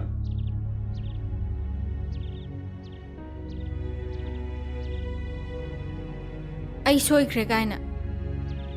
미 부라마 시라가. 베마 토이비 아이네 샤 토이비도 얌 티는 앙비 그래 마 아이부 소이더나 와로르면 샤도 아묵듯해 아묵듯해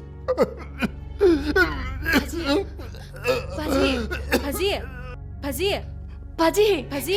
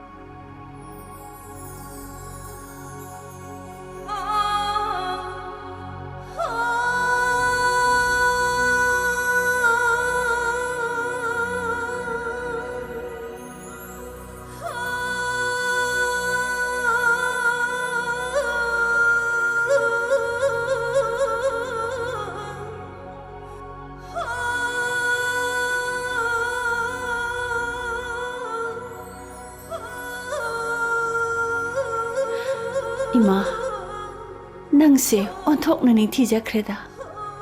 파자바 까야나 용라바, 낭기 삭담, 낭기 나군, 낭기 마틱 망아, 낭기 나우욕 나우골, 마마 오이비 쿠딩 막나 땀자나 팜니.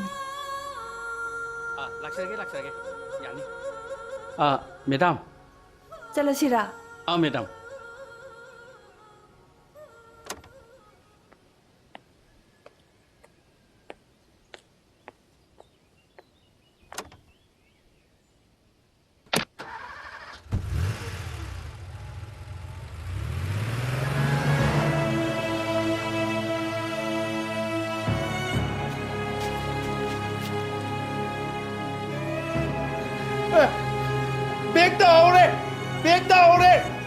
Bek tahure ba.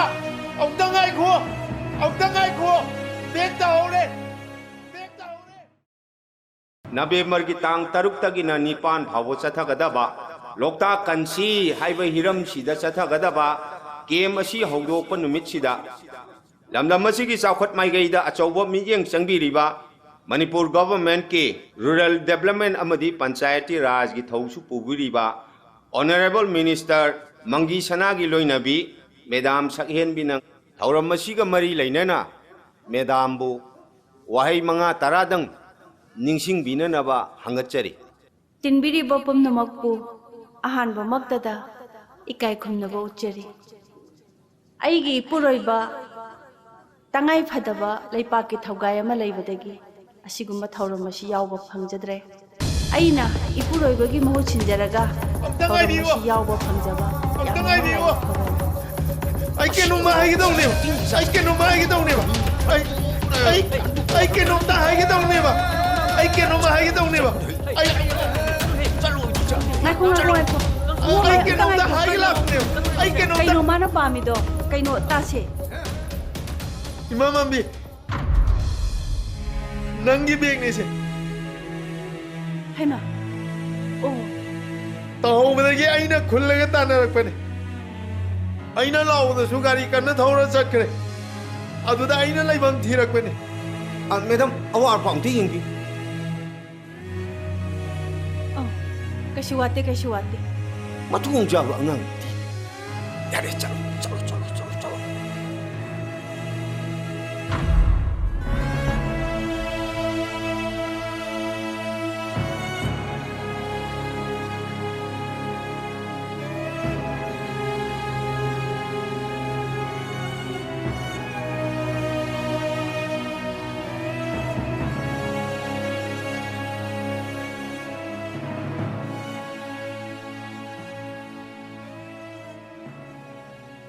ꯂꯣꯛꯇꯥꯛ ꯏꯃꯥꯒꯤ ꯃꯁꯥꯏꯒꯣꯟ ꯑꯁꯤꯕꯨ ꯂꯨꯅ ꯅꯥꯟꯅ ꯊꯝꯕ ꯍꯥꯏꯕꯁꯦ ꯌꯥꯝꯅꯃꯛ ꯇꯉꯥꯏ ꯐꯗ꯭ꯔꯕꯅꯤ ꯑꯩꯈꯣꯏ ꯄꯨꯟꯁꯤ ꯆꯦꯡꯖꯦꯜ ꯂꯣꯏꯗꯨꯅ ꯇꯥꯏꯕꯪ ꯑꯁꯤ ꯊꯥꯗꯣꯛꯇꯨꯅ ꯆꯠꯈ꯭ꯔꯕꯁꯨ ꯑꯩꯈꯣꯏꯅ ꯂꯣꯛꯇꯥꯛ ꯏꯃꯥꯕు ꯂꯨꯅ ꯆꯥꯟꯅ ꯅꯨꯡꯁꯤꯅ ꯇꯧꯔꯕꯗꯤ ꯃꯊꯪꯒꯤ ꯃꯄꯣꯛꯇ ꯑꯩꯈꯣꯏꯅ ꯇꯧꯖꯈꯤꯕ ꯑꯐꯕ ꯊꯕꯛꯁꯤꯡꯗꯨꯅ ꯃꯔꯝ ꯑꯣꯏꯔꯒ ꯑꯃꯨꯛ ꯍꯟꯅ ꯂꯣꯛꯇꯥꯛ ꯏꯃꯥꯒꯤ ꯃꯁꯥꯏꯀꯣꯟꯗ ꯁꯣꯏꯗꯅ ꯄꯣꯛꯂꯛꯈꯤꯒꯅꯤ ꯍꯥꯏꯕꯒꯤ ꯊꯥꯖꯕꯗꯣ ꯊꯝꯒꯗꯕꯅꯤ ꯂꯣꯛꯇꯥꯛ ꯏꯃꯥꯕꯨ ꯂꯨꯅ ꯅꯥꯟꯅ ꯊꯝꯁꯤ ꯂꯣꯛꯇꯥꯛꯄꯨ ꯀꯟꯁꯤ ꯄꯨꯝꯅꯃꯛꯄꯨ ꯈꯨꯔꯨꯝꯖꯔꯤ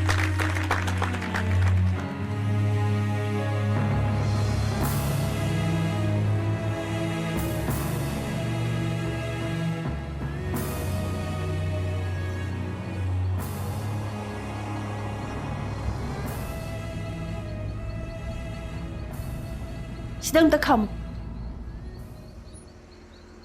Bunga, amta ngaiko.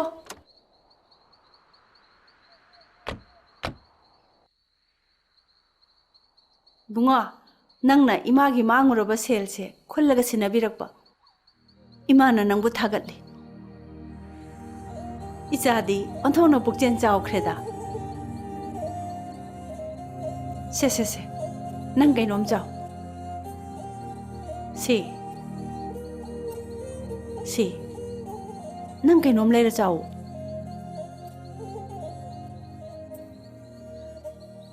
Imaman bi ai lauro.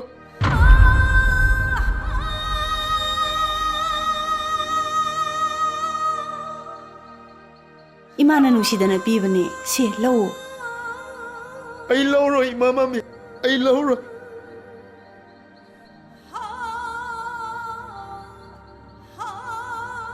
Nangna ingonda ima mambi haina kaurabanina aina su nangbu ichani khallibani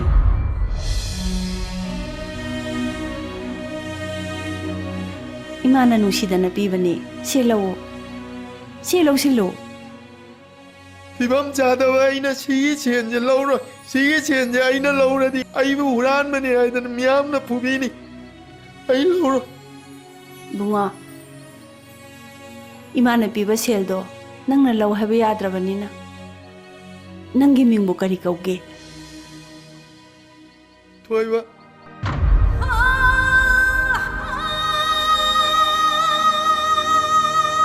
Ima pajidi suna leiribro Ai mai pa leite. Ai mai pa leite. Mai pa leite ai. Mai pa leite. Imai pa leite ai gidi. Imai pa leite.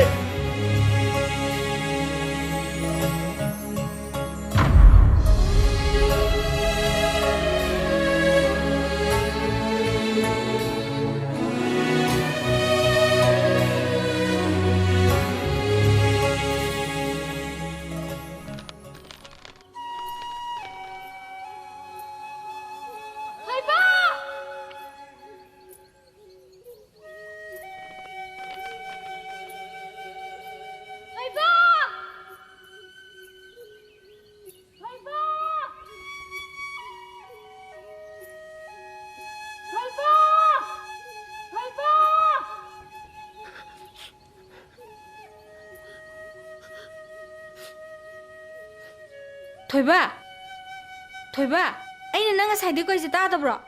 Ai kanam tana kouwa khumaro. Aina kouwa su khumaro hai.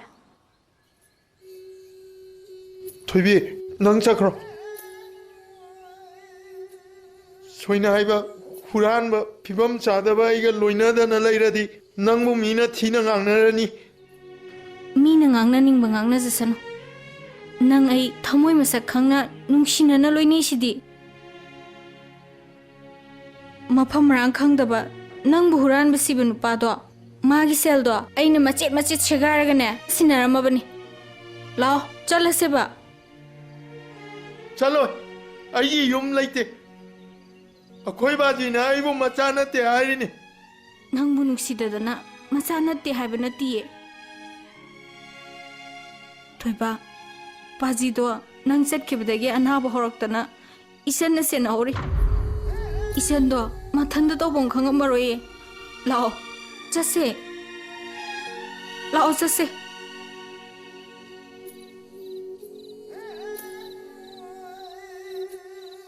ꯊꯣꯏꯕ ꯅꯪ ꯑꯃꯨꯛ ꯍꯟꯅ ꯕꯥꯖꯤꯕꯨ ꯊꯥꯗꯣꯛꯇꯨꯅ ꯆꯠꯂꯅꯨꯀꯣ पाजी आई चल रोए आई लाले पाजी आई लाले इचादी लांदे लाली बिधी पानी आई चलसना हायरोइदब वही कयामा इचागी मुफंदा हायखे नंदी आई चानी सना थोइबा नंग नंग पाजी वारोगनुको आई वारोगदी पाजी आई गिदी पाजी नतने कनासु लेते आई वारोगदी पाजी मना लेजितब इचाबो मखोइना हुरानबु सिबिबा पाजी थोबसे थवाई नुंगाइत्रगा अनाबा मो हौरानी हाइबा नुपी बचादो थिंथादनने इबुंगी नाक्ते पोरकना बोहना जगे मागी अपाम्ब खरा पीखरगने अदुम पंगथाजग्रनी कइनो मामा पीरसी फरेने अदुदी थिंथाब तौदना नंग मामा सेटिंग तौररगे येंगवे बेमा ना नंग मामदी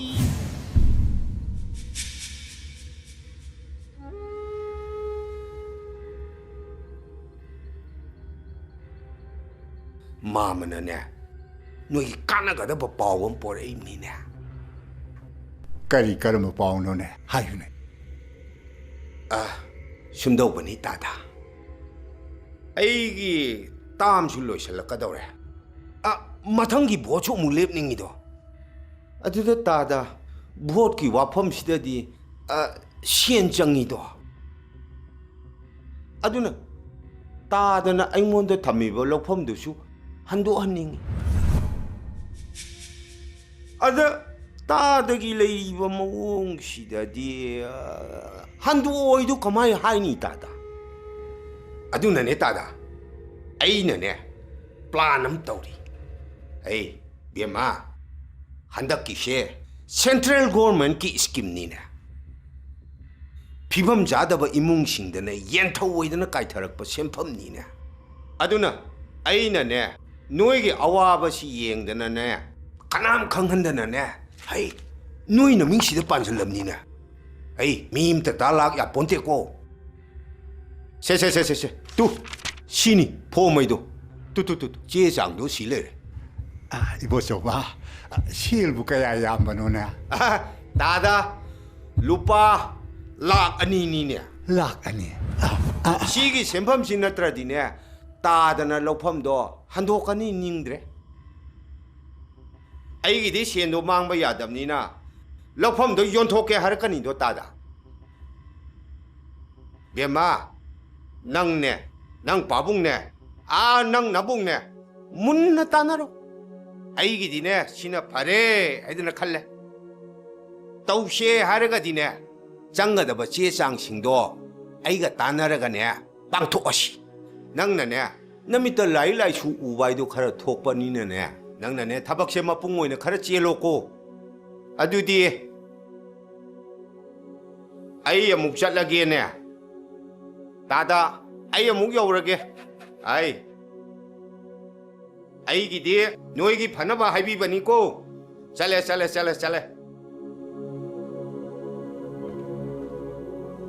थोइबा नंग माममु चटलगेने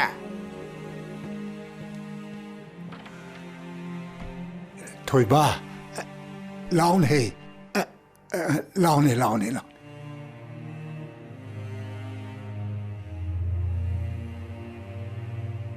येंगोय इपादिने नंग माम इबो चोबना हायरमिबो वारसे याम फयेने खल्लिने है येंगो कयाम कुइरे येंगो इरोने हायदरसु अखोइनो फौ मतिक चानो फंगक्त्रिबसि कयादि कुइरा अखोइगी हौजिक ओइलिबा फिबम मसिदा कदाइदगी सेल लौदना लौदु हनगदौरी हा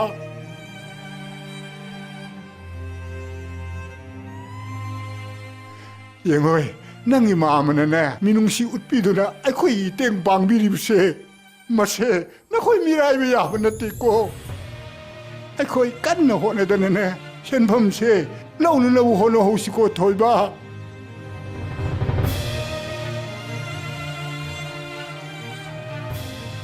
ꯄꯥꯗ꯭ꯔꯤ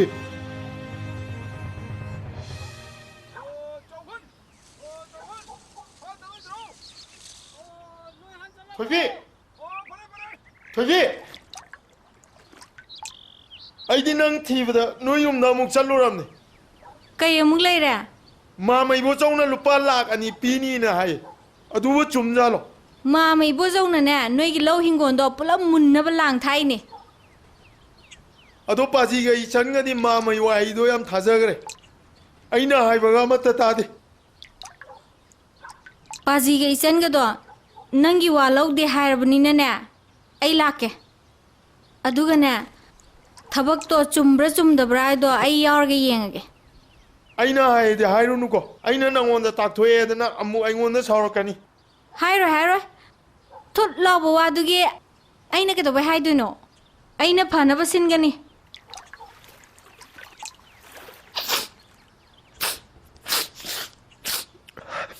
우씨, 통 두고서 그래요. 아둑 짜오르고 낭나 나 피데 시절리도 나납러. 남나때다 마히 따버니. 아이는 한 피버 프리또 나가 둘리로 야드러. 하.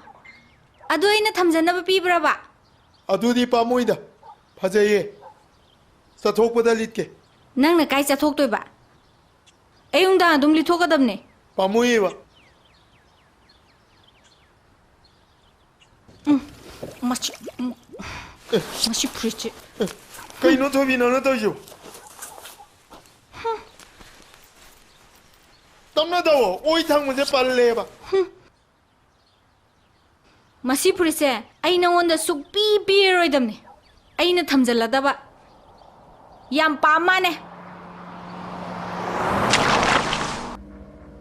파무시 한국어는 마북신체 아씨 시행그라고 하이 마야 나보 호노호르가네 미 아마맘 오이나보 호노호시네 이비마 이쌈점자 그라봐 아이 유거 턱셔 본띠네 아 아이나 나한기도 말라빠도 핵 하라우면 기드나 난 부다 그래 해피터우래 어더이도 마디 망고이 하고 어더이도 토키부 턱도니네 어더이디 마나 이거는 농알라가 폰 떠럭버시 까뽀 라고 쇼이 그래 란 크리에이드나 아이 낭나 이거는 란 그래 해봐도는 야로이네 누피 마샤두다 하이디 낭온다 라레 하이저루라 아이나 하이버두다 마우지 낭우나버 라카도리분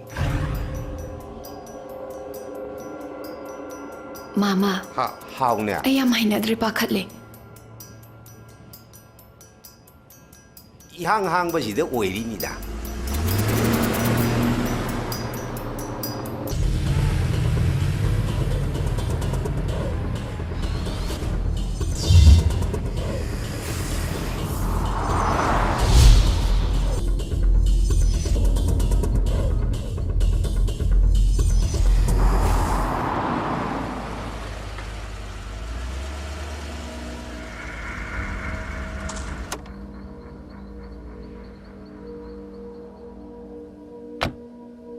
뭐 세팅도 소이드나봐 이는 시에만 탐만 쩔로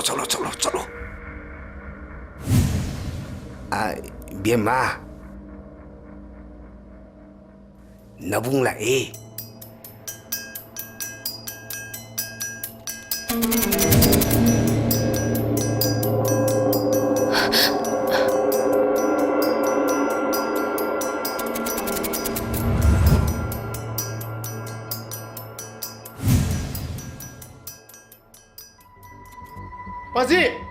바지 하오네 아코이 짠니 하이 낭기 마마 이보쇼브나 마나 하이브 센펌도 마두기 미우너니 하이드나 짬미너기미네 하이 까이논 하이 낭네 핑핑을 쌀리두보 아 통질론전게 나망니나 ngawun chilakne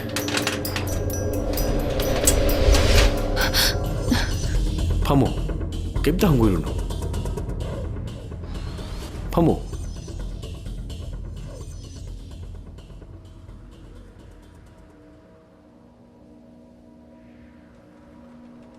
아이기 분치다 낭가 탱나버세.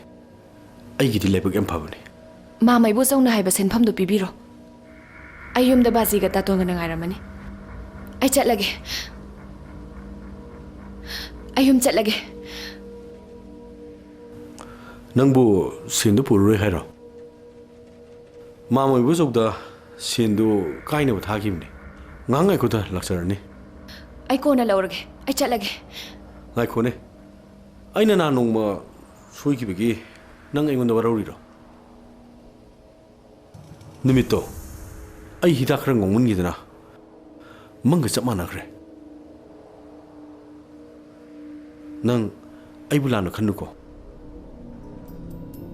ai khullo na dana nang da hijiri shi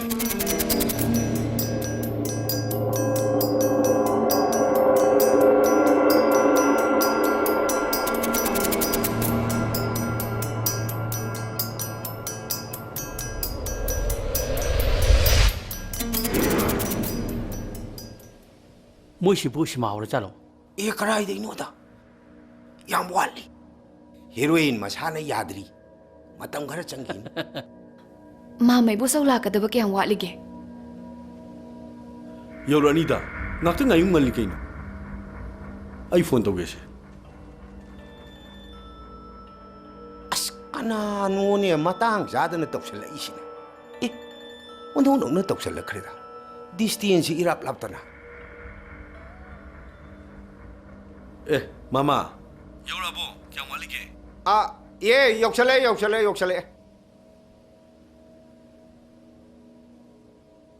Ngak ngalamo.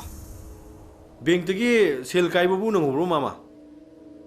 Ah, kare, nange. Oh, pare mama. Katu lak piro angang ki thengi. Ah, lae. Hai mahi ga do khara pithak pirang. Oh, lage. Ah, thame.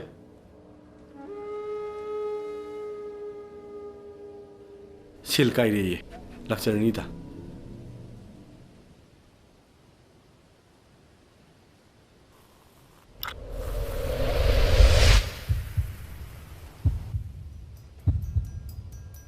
Khallu raga I yam ikai re ngasi de. Ai yam ninga maktre. Se. Just tak se.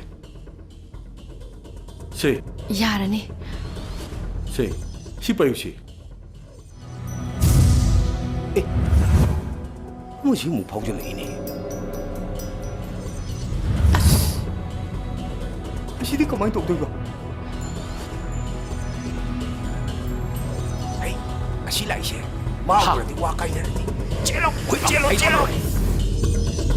Yarani. 너 쫄리 시디. 쫄리. Yarani. ai tay bi ge Yarani hai ba.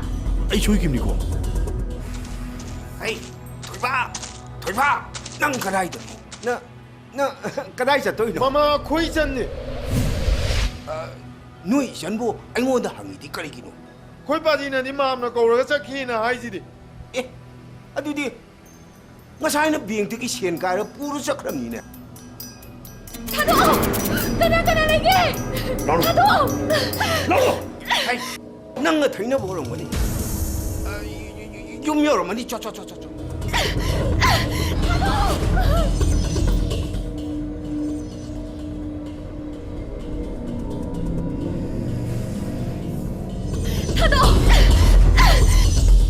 Kana lagi? Ay bong takan dia. Thado! Hoy.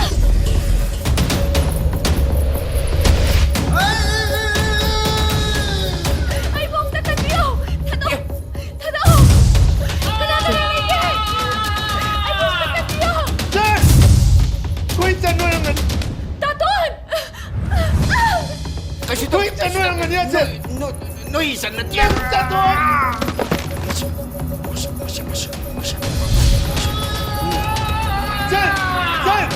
까이드는 안 날래 이두고.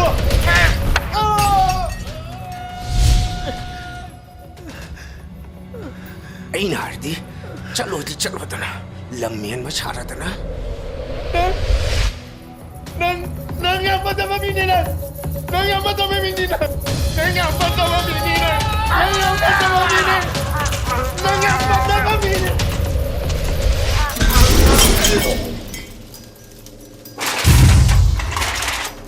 Hey.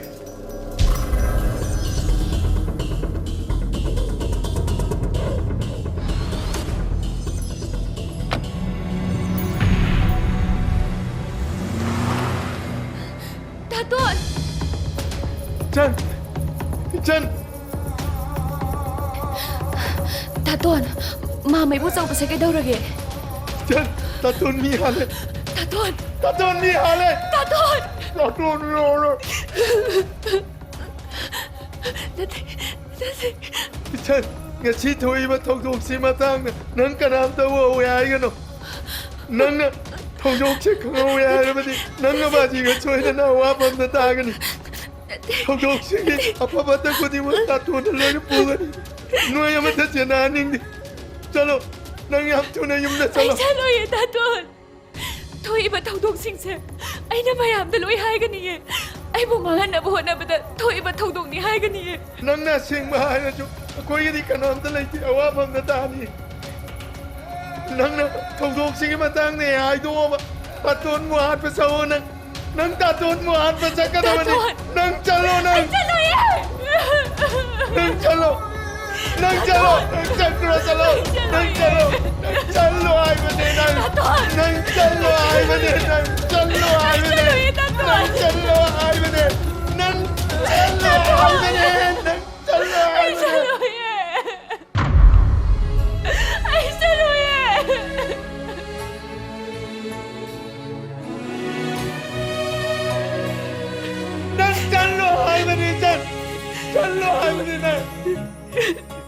चलो आई बने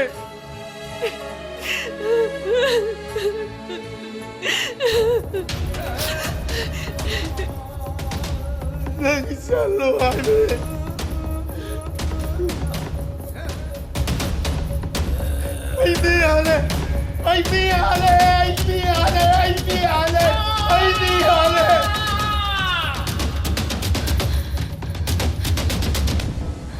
cái nuôi bê mà nâng nè, ít phim phim lại đi à, nâng ta tôn là nâng ngủ uống này chắc kim nè, nâng này được cướp lần hay.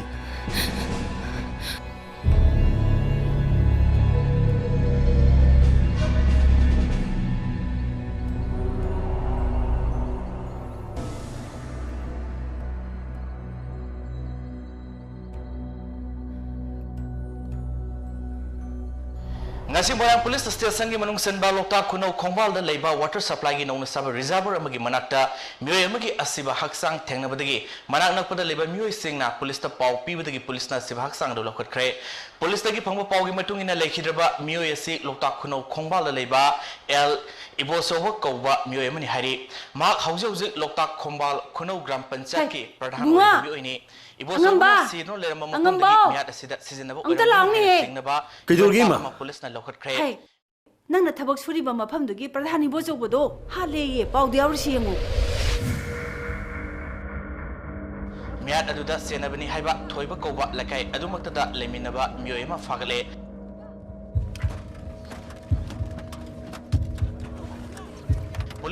Hey, moi na hat le na phari ba nupa macha sidi ai di khangin he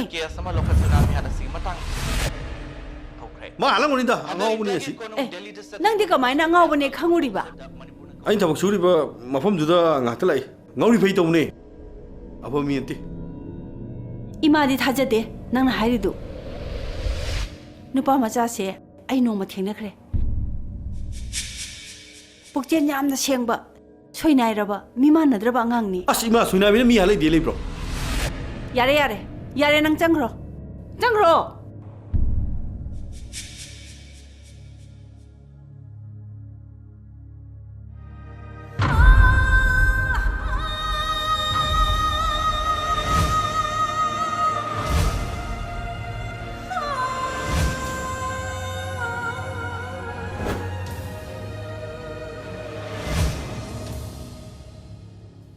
Bema, nang na kari ho ba?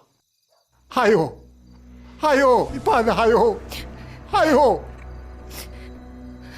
이젠 그리슈 끼ಗನು ಥೌನಾ ಲಯೋ I ಲೇರಿಸಿದಿ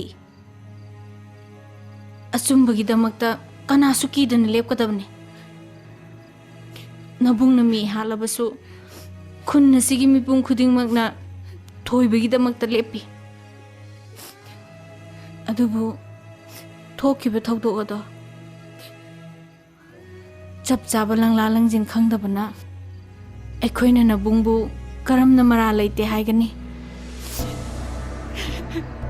하요 이베마 로생게노 하요 ꯑꯩ ꯈꯪꯗꯦ ꯑꯩ ꯀꯩꯝ ꯇꯧꯗꯦ ꯍꯥꯏꯁꯤꯅꯤ ꯑꯩꯉꯣꯟꯗ ꯑꯝꯇ ꯍꯪꯕꯤꯔꯛꯀꯅꯣ ꯑꯩ ꯈꯪꯗꯦ ꯑꯩ ꯈꯪꯗꯦ प्रधानी बोचो सिबगी केसता चेनब नुपा मचादो अंगतो उनाहनबियो इबुंगो थोइबदो अमता कौरो हे मैडम कॉफी यारे आई थारो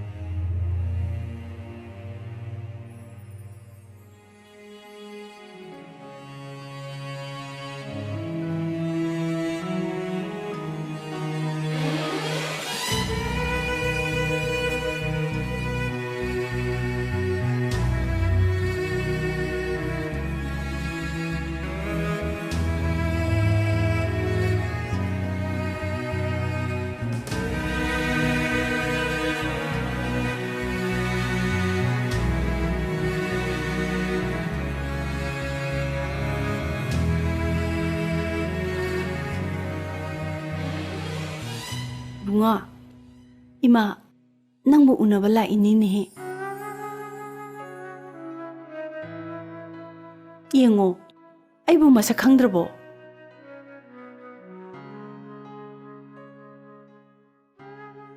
nangna ima manbi haina kaukibadudi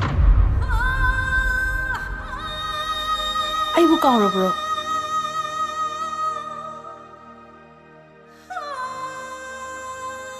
si yengoi namai du leithor o ima da seng no khomo jana ne mi hatlam ngani haiba se ima thajade seng no khomo ima da nang mo mi halu brane natraga na isada mi na tashan biri ro natte aina hatpane करी मरमगी नंगना मी हालिबा सोइदना मरम अमा लेरमगनी इमादा सेंगना तमुसे मरम कैसु लेते मरम अमता लेतबा मरम अमता लेतना मीबु हेता हापे आब्रो मरम अमा सोइदना लेरमगनी मदो इमा थाजबा ngamde aina hatpane aina dana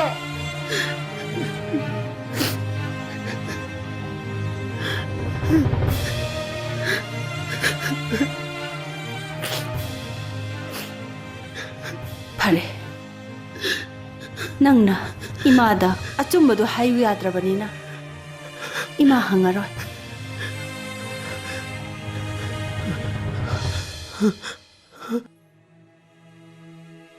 अदुबो इमाना थोख्रिबा थौदोक्तुगी मतंगदने असेंग लंगला लंजिन अमा सोइदना पुथोकपा ngamnaba hotnagani nangbu mafam sidagi imana lawthokani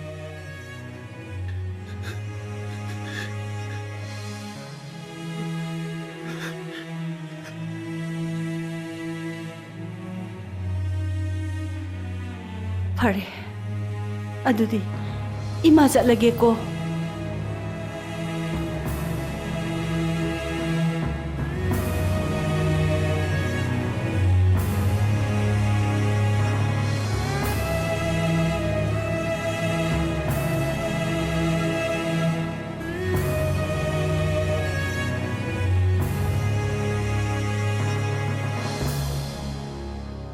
이마나 그리나 통로이드나 미할부도 우르르리노.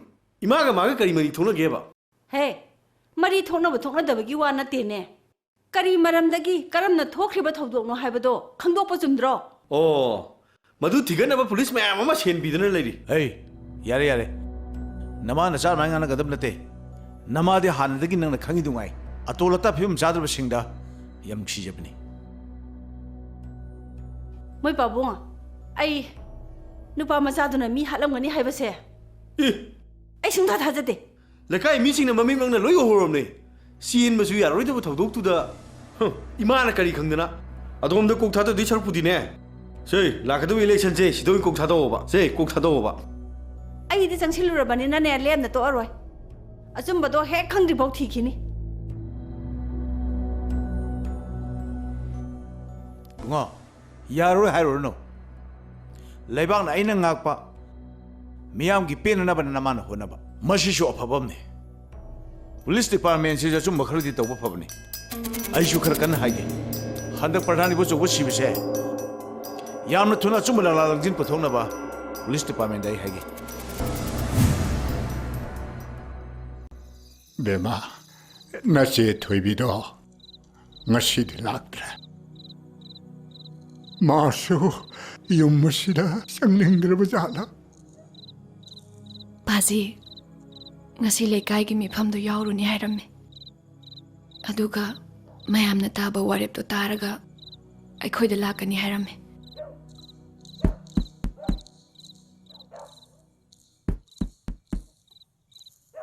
nasi thoibi la mane amukte hiu 이제 미라에 통항오 바지 kanano la ido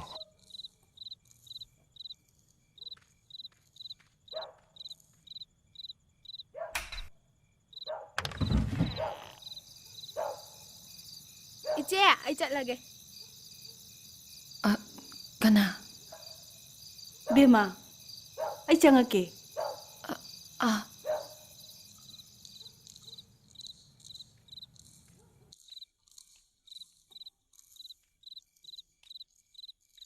kanano la ido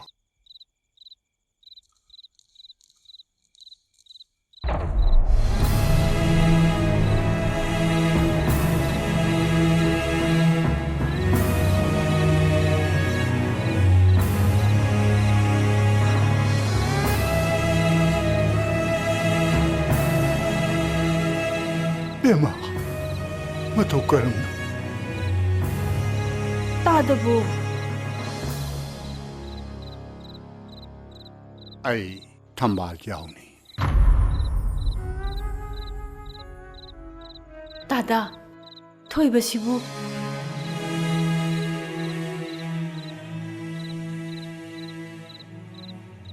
ai shane Oh. Tadagi angangdugi matangdani aina lakjarisi.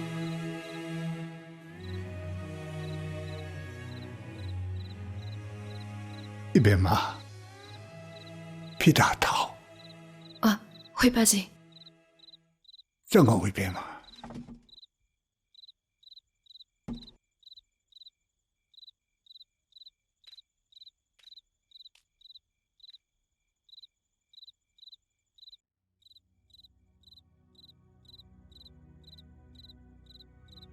말아요 뒤로 시안해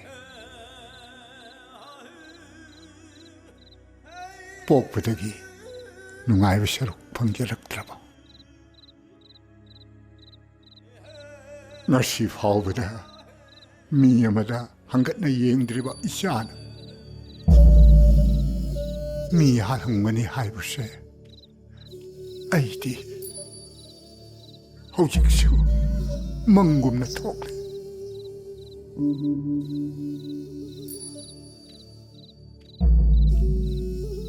Tadagi chanupa thoibado aiga suno ma thengna khre.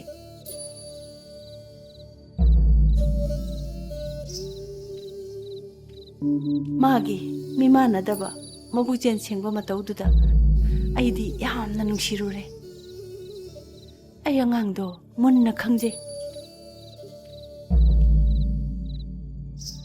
ibema 마부 눅시비르버디 이자기 맞대 아무튼 방비두나 마부 간비요. 따다 ꯊꯣꯛꯈꯤꯕ ꯊꯧꯗꯣꯛꯇꯨꯒꯤ ꯑꯆꯨꯝꯕ ꯂꯪꯂꯥ ꯂꯪꯖꯤꯟ ꯈꯪꯕꯤꯕ꯭ꯔꯥ?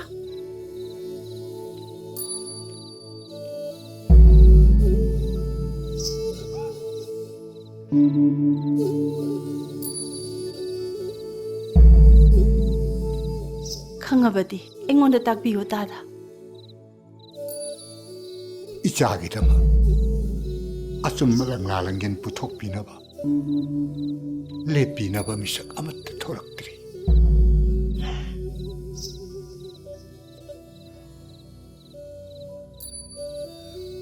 ngasi디 이레이 가야시나 속나 삼나봐 야다봐 임마마금 인톡비를 아이 거리 도그더버노 강드레이 베마 따다 ꯑꯩ ꯆꯠꯂꯨꯔꯦ. ꯊꯣꯏꯕꯒ ꯎꯅꯔꯨꯔꯦ.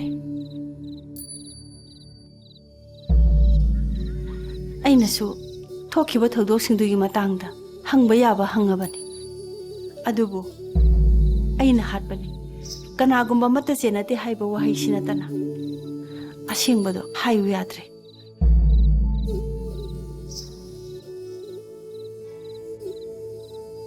ꯃꯥꯒꯤ ꯃꯆꯤꯟꯅ ꯑꯁꯦꯡꯕꯗꯣ ꯍꯥꯏꯌꯨ ꯌꯥꯗ꯭ꯔꯕꯁꯨ ꯀꯔꯤꯒꯨꯝꯕ ꯑꯆꯨꯝꯕ ꯈꯔ ꯃꯥꯅ ꯂꯣꯠꯁꯤꯟꯗꯨꯅ ꯊꯝꯃꯤ ꯍꯥꯏꯕꯁꯦ ꯑꯩ ꯈꯪꯉꯤ ꯇꯥꯗ.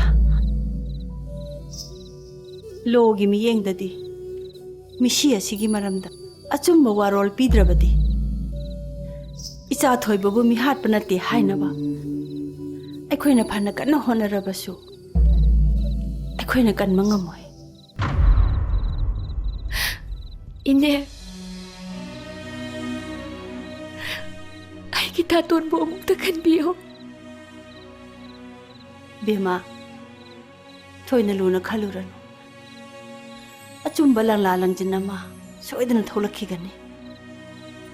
ꯂꯪꯂꯥ ꯂꯪꯖꯤꯟꯗꯣ ꯊꯣꯛꯂꯛꯇ꯭ꯔꯤꯕ ꯐꯥꯎꯕꯗꯤ ꯉꯥꯏꯈꯤꯁꯤ. ꯑꯗꯨꯗꯤ ꯑꯩ ꯑꯃꯨꯛ ꯆꯠꯂꯨꯈꯤꯒꯦ ꯇꯥꯗ.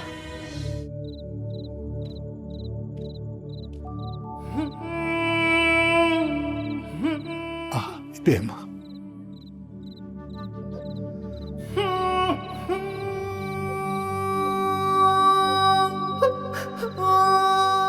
그리고마 낭기 이문다 나트라가 나사르 도움을 따르거든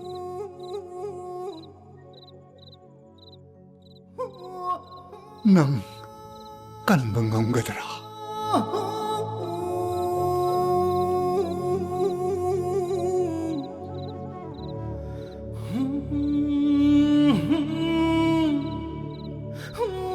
베마 우푸시 항도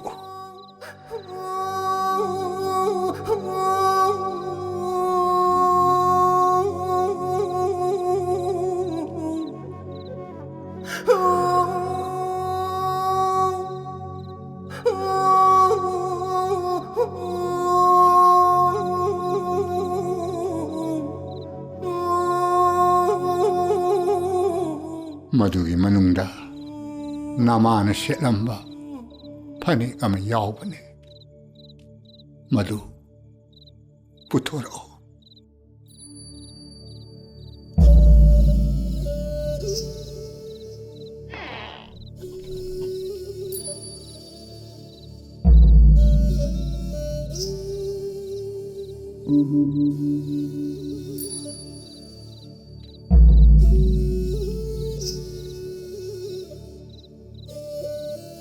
요미버도 럭토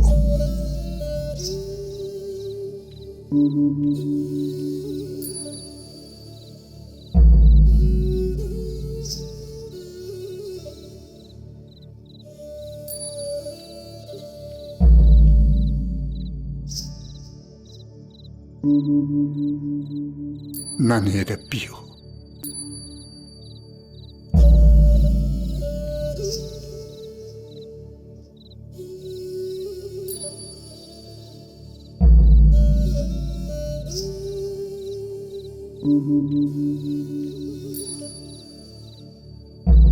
Dada, aibu.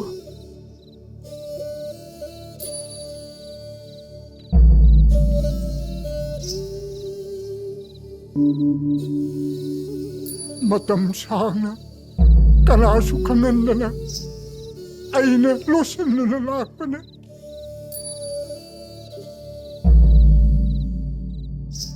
madugi phido nangna ai fumnu sinakiba ningthane Dada,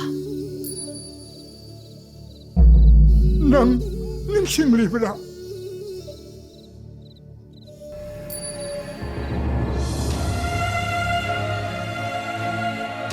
Thoiba. madugi ningthaduna yomduna chawrakkiba nangina cha thoibane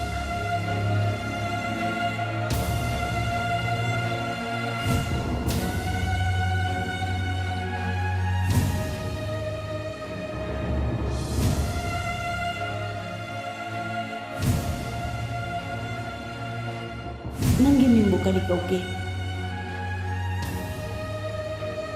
Thoiba, Ima pajedi chuna leibro. aigiri mai palai. Aigiri mai palai. Imai palai aigiri. Imai palai.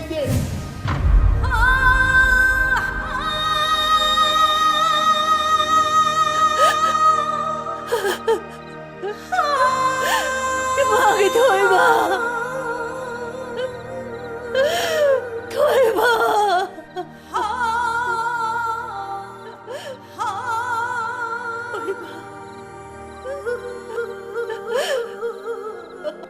Thoiba. Imagi Thoiba.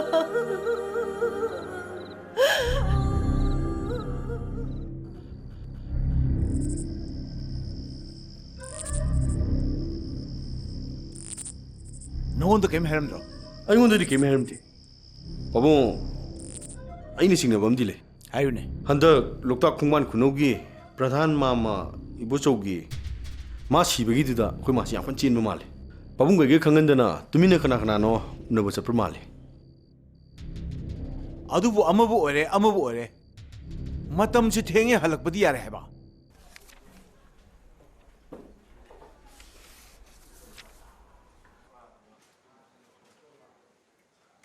Madam, yani, ay ko lagi. Noi krano, thodum tum tum he.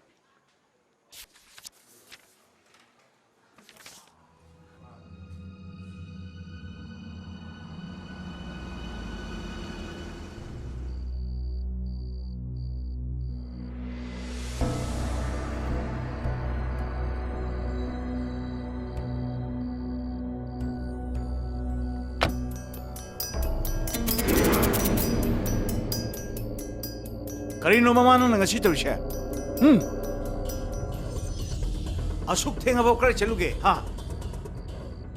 motai chudai ne ba phibam chadra banga am puri shikrai deno. ha kanano kadai deno hai ba.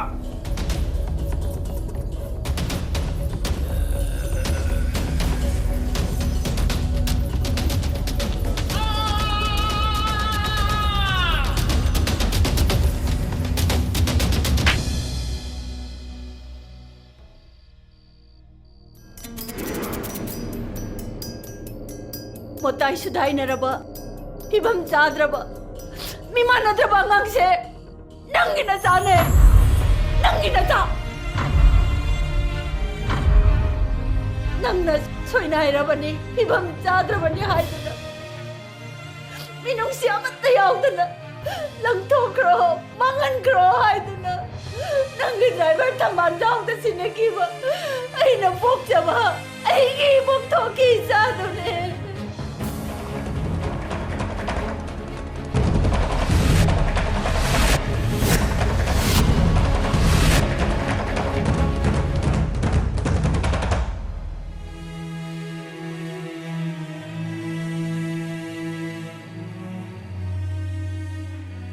Mapuroy ba magi mapamda, magi manay nupina.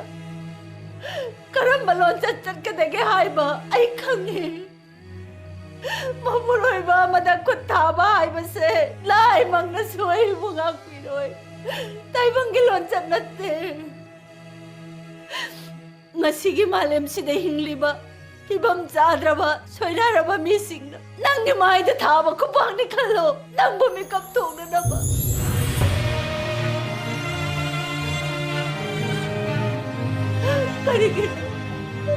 ꯀꯔꯤꯒꯤꯅꯣ ꯍꯥꯏꯌꯣ ꯅꯪꯅ ꯑꯗꯨꯝ ꯃꯤꯅꯨꯡꯁꯤ ꯈꯪꯂꯤꯕ ꯀꯔꯤꯒꯤꯅꯣ ꯍꯥꯏꯌꯣ ꯁꯣꯏꯅꯥꯏꯔꯕ ꯐꯤꯕꯝ ꯆꯥꯗ꯭ꯔꯕ ꯃꯤꯁꯤꯡꯕꯨ ꯑꯗꯨ ꯈꯪꯗꯅ ꯈꯜꯂꯤꯕ ꯀꯔꯤꯒꯤꯅꯣ ꯍꯥꯏꯌꯣ 그러기는 하여 그러기는 하여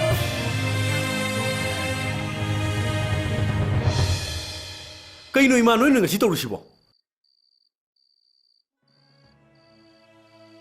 Ay wakan ngam ta adremi Yemo Ngasi aikoygi imangda lepniba Kanaso laysadrabat tola taraba magumda lepniba se Nanginayaman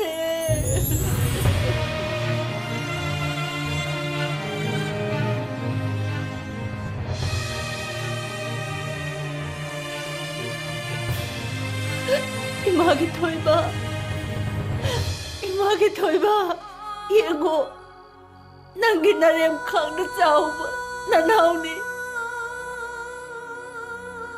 Aside Matam Queen among Raba, Egi Pizigi Mani Pangle. Aside Kanana Sumama, Egi could take him on Magamla.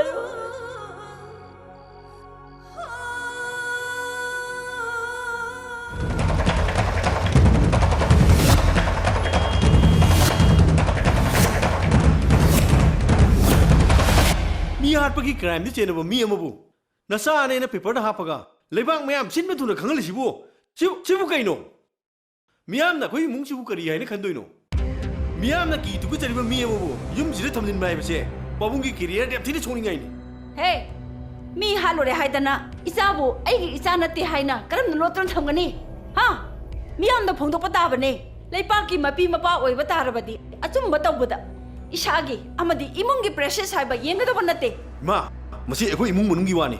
Miyam ne khangan bai se yami kai ngai ne. Ima na yum sidana sa ne pusali banu pa se. Miyat pane. Kari humana ya masna lalam bataragadi. Ai khoi se matik chadre haidana na pawungi phamsi mo thadok patawa. Ai di pawungi pham da ko sungai yaroi. Ima na miyat pa siam kan pa me dana. Ima ka le mi ta ba. Ai ge pawung ko di ak pa sa karni. Ai di le mi na sungong mo ya. Ima di ne na sa nu pa suinai ba se. Asigi le mi no ro. Kari!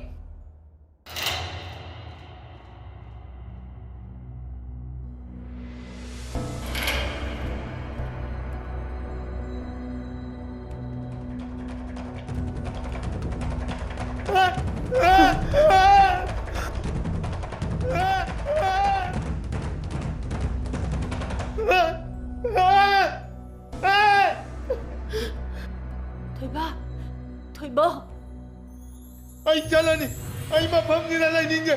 Ngaiko Toiba, nang imana hari sa tako. Ay gimalay te, ay mafam nila kay giporino. Ay matilo. Nang imabu talok to na chat payano ye. Ngaiko. Ni hat pa chway na ibam ni mana daway mo asam nung siniba kay gin. Ay janang gikanado na tiye. Toiba, kaino na nangangi si Boy Magi bungo. Hayo. Nasindo na mo kahayo. Namang dalebli ba ise, nang bupog pa na madun Nang imawa nung sidra marahayo. Nang namahay mo nung sidra marahayo, imagitoy ba?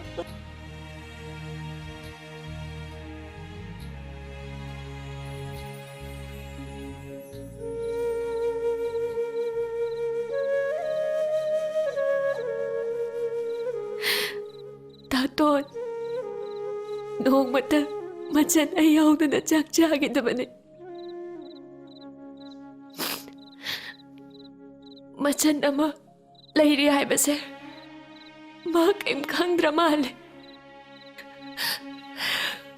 Baji, ay tawayam nung ay din. Taton, nang nasanay mo nung si Jaime niya. Paji ay ko inibo, nang nanungay na tabi ni Hayday niya.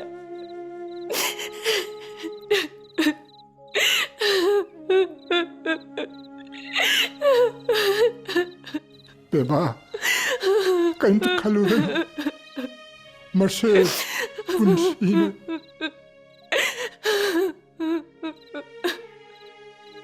Nabungdo, matam kara. Ipa isag irakta. Lamdam lama. Lamlaan mane. Marcel, punsina yun. Hawjiti, maagi pantum tamna satkrabane. Kalurano.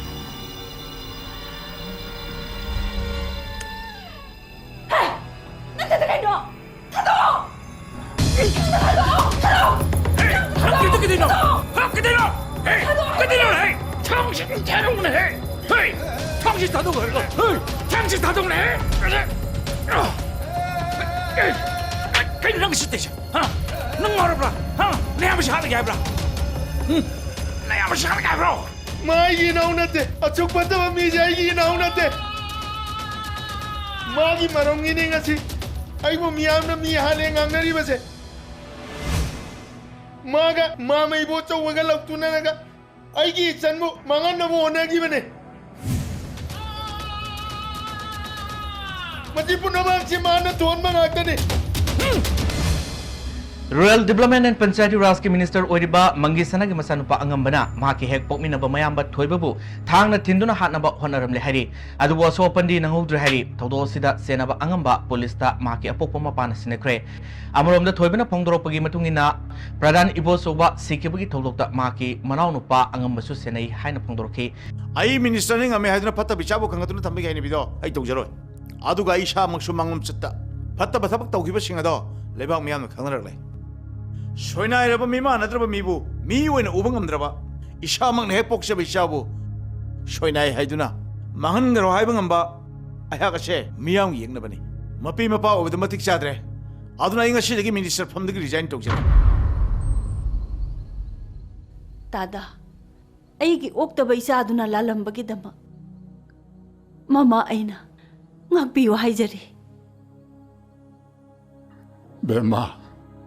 하이데 토끼바 토독싱도 아마롬나 이자 토이백이 원에디 얌 파라바니 토독싱도 토엄다바 따라바디 이자 토이백이 호락범 강로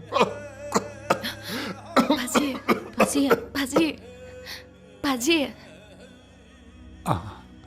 야래 kaso tawdra. Ay sing laurugi.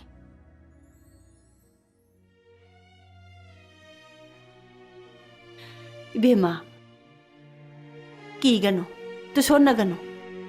Achum babu kari gidamak losin do na thamgani. Nabungdo, mihat pani haibe yade.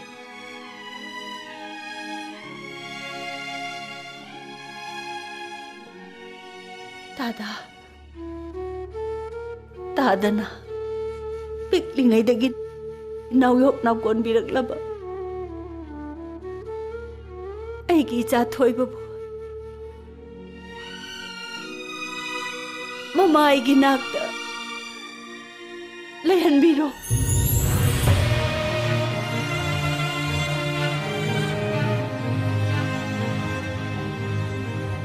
Masimatang di. नचन्ननी जगे S 바지, 바지, 바지.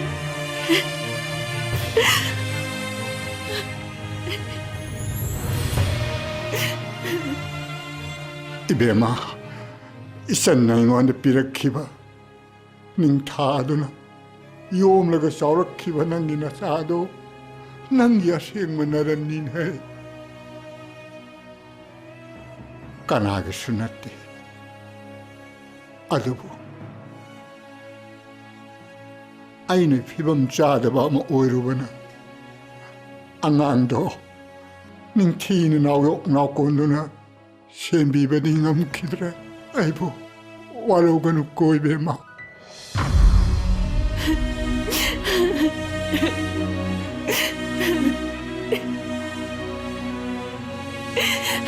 바지.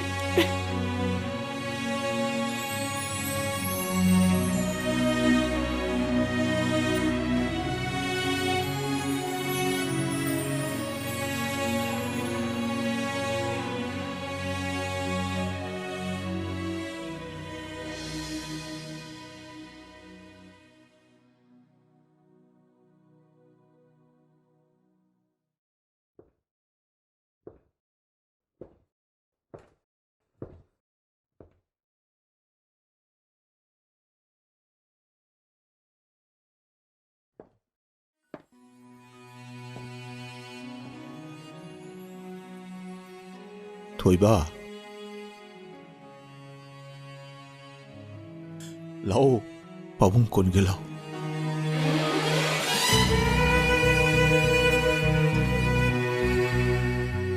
바봉 꼰게라오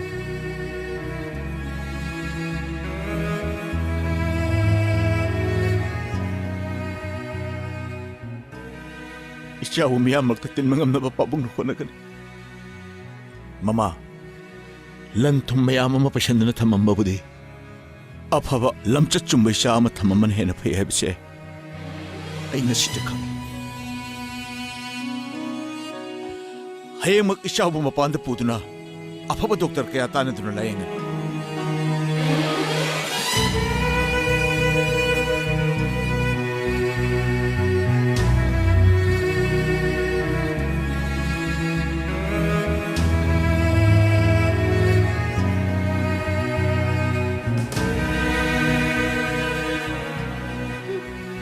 police आई नोंद soupy पीरोदम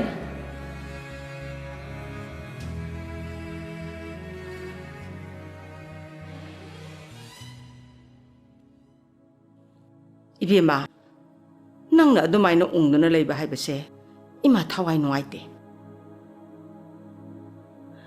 हौख्रबा मतमदुदी हौख्रसन लाकदोरिबा Tungi पोरम यातुना फिबम सेमहौबा हाइबसे तंगाई फदबनी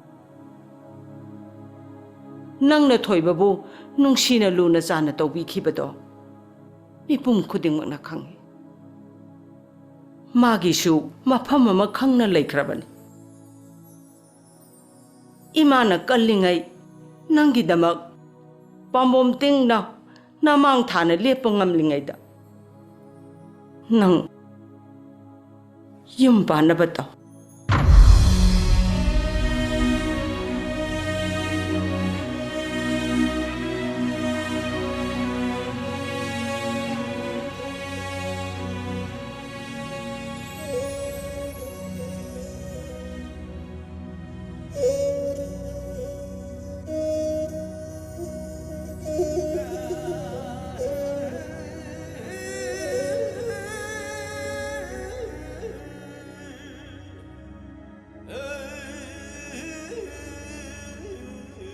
आई सोनारजु फिबम चादरजु समूलावानी की मपांगल इंगोंदे यावरी आई चंगारी जे चिंगमनमे आई चंगारी चिंगमनमे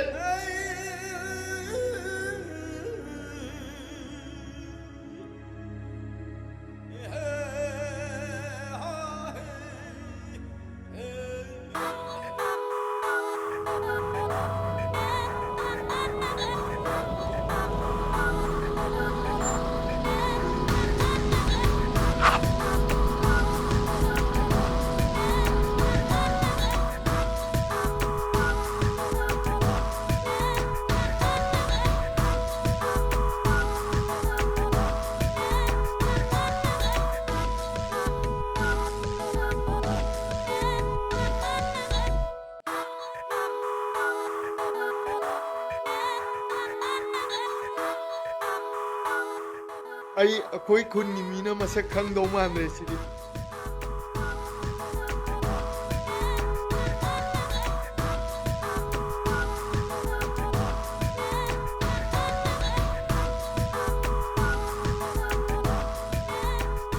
ꯃꯥ ꯑꯁꯤꯗ ꯏꯃꯥꯟꯅꯕꯤ ꯑꯃꯇ ꯎꯅꯔꯨꯒꯦ ꯍꯣꯏ ꯍꯣꯏ ꯎꯅꯔꯨꯔꯣ ꯎꯅꯔꯨꯔꯣ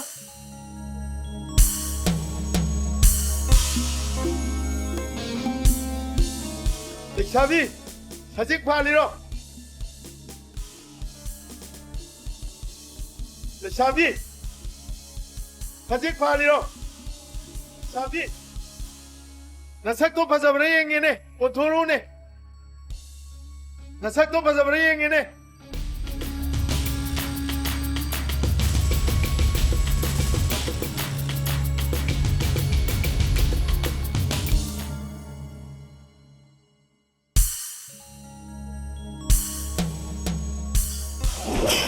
ꯑꯦ ꯅꯪ ꯀꯅꯥꯅꯣ ꯑꯩꯅꯦ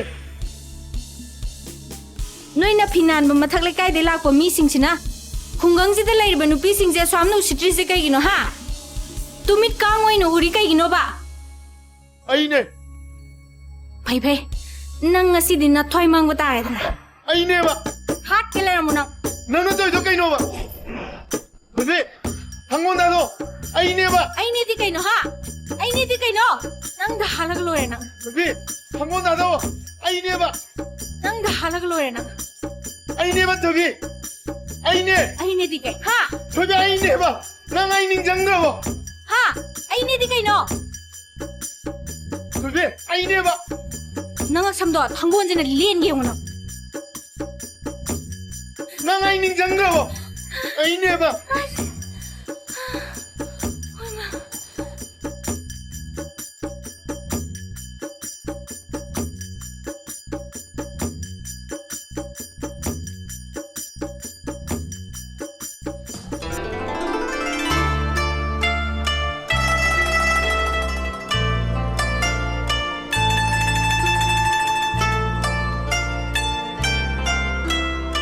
ꯊꯣꯏꯕꯤ ꯑꯩꯅꯦ ꯊꯣꯏꯕꯅꯦ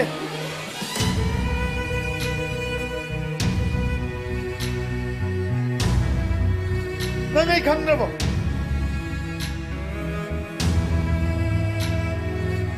ꯑꯩ ꯊꯣꯏꯕꯅꯦ ꯌꯦꯡꯉꯣ ꯇꯨ ꯑꯩ ꯊꯣꯏꯕꯅꯦ ꯊꯣꯏꯕꯤ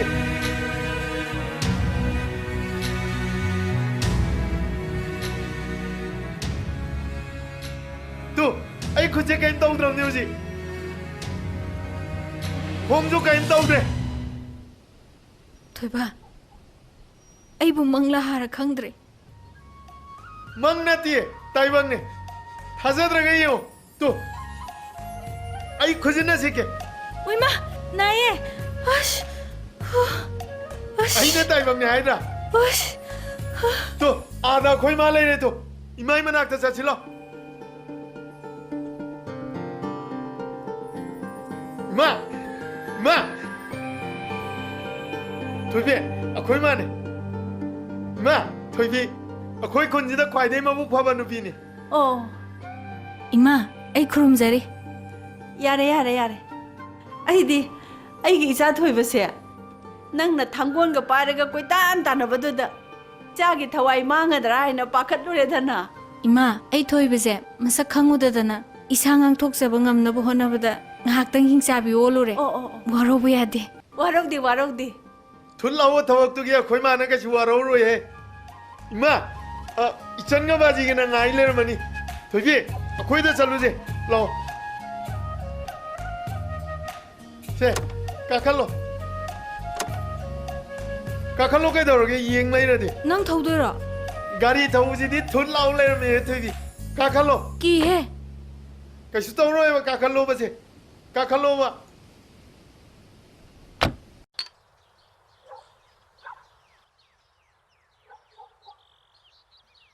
बाजी सी खर चाजे से लगे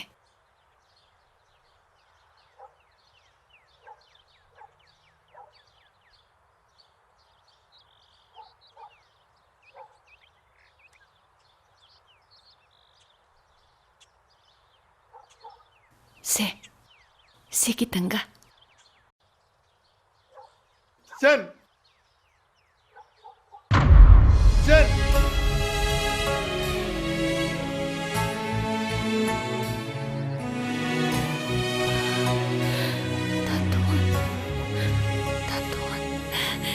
바지, 다돈 lại.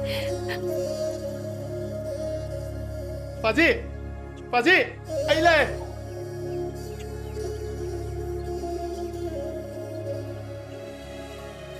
다돈, 전. 다돈. 전. 바지, 바지. anh nào mà 파리고? 이것도 anh 큰 꼴로 먹어도 너희 파래. 공주 파래. 이만한 아이 우루프레나 뿌려가 라이가 뿌렸과니. 아이 깐동 그래 바지. 배마 쟤 이봐 하고게 Ôi 바지, 바지 세. 그걸로 쟤 아이 깐동 그래. 아이 깐동 그래. 바지. 바지 아이 깐동 그래 이것도. 아이 깐동 그래. 아이 파래 바지. 아이 깐동 그래. 토이바 ngasi nang ahong piba marsi ubada ipa haini ngai ni tene nungai ipa nungai re 다돈, nang yam hong에. Hꯧ직ti 다돈은 awat pamta leitre. Tada. Aigi maraibak thiraba ichasibu mangamgadabadagi kanbidana section na senabirakpa chawnaba yokpirakpa masigi lamanse ai tolabani. Tada amadi ichanupisibu aigi I marini khanjarage ai konjarage tada punna leiminarasi. Masina tadagi laman singba sakjarage masimatangdi yabiyu tada.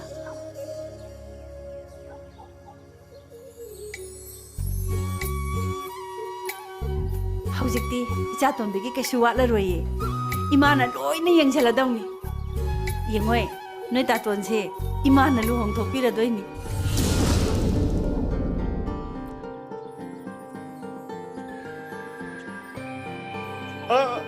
이마 있잖아 너 홍제. Tali 다돈. 미 다돈 하나 홍가담네. 이마, 아이디네. 아이코 이놈만나 통모 짜 인장을 짜르가네. 얌끼기도이네. Farene adudi nabung hana hongdokpirasiko. Nangi nanamo oidoriba noi tatongi maududine imana khwaidagi pamjaba ikut chaba ma yengaga thidorini. 마, 낭나 이 눈빛 TV게 알아디. 아이디 돌비동나 마북 봐봐. 마삭조 짜마나 봐. 비범조 짜마나 보고 이게 나오니.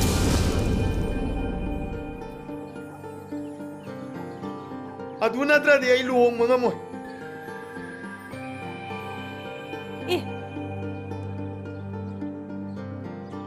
Thoibiga chap manaba misak ama thiba. Is imadi onthona lurani da. Adudi ima ngamdau mandebu thajade.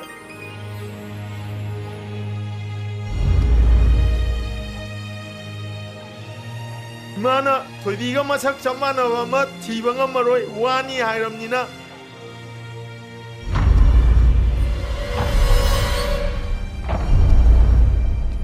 이마 돌비다도 먹게 다 살라지다.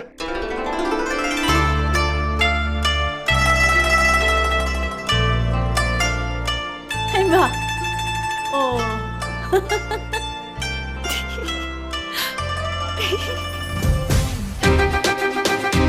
이마 돌비지 까이드나 지엔 그래.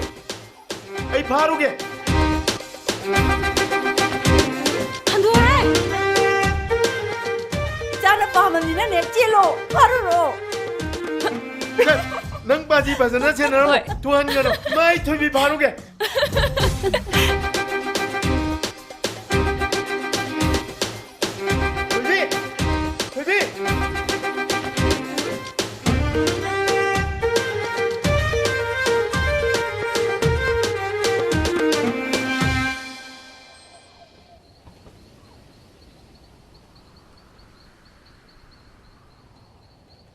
ꯊꯣꯏꯕꯤ ꯁꯦ ꯅꯃꯥꯏꯗꯣꯟ ꯊꯣꯔꯛꯑꯣꯕ ꯊꯣꯏꯕꯤ ꯅꯪꯅ ꯑꯩꯕꯨ ꯈꯨꯠ ꯄꯥꯏꯗꯅ ꯂꯝꯖꯤꯡꯕꯤꯔꯛꯄ ꯄꯨꯟꯁꯤꯅꯤ ꯑꯩꯗꯤ ꯅꯪ ꯌꯥꯎꯗꯅ ꯁꯥꯡꯂꯕ ꯂꯝꯕꯤꯁꯦ ꯀꯔꯝꯅ ꯆꯠꯀꯅꯤ ꯅꯪꯅ ꯑꯩꯒꯤ ꯄꯨꯟꯁꯤꯒꯤ ꯑꯔꯣꯏꯕ ꯂꯝꯕꯤ ꯐꯥꯎꯕ ꯈꯨꯠ ꯁꯝꯗꯅ ꯄꯨꯕꯤꯌꯨ ꯁꯦ ꯈꯨꯠꯇꯨ ꯄꯤꯔꯛꯑꯣꯕ ꯈꯨꯠꯇꯨ ꯄꯤꯔꯛꯑꯣ ꯁꯦ ꯈꯨꯠꯇꯨ ꯄꯤꯔꯛꯑꯣ ꯈꯨꯠꯇꯨ ꯄꯤꯔꯛꯑꯣꯒ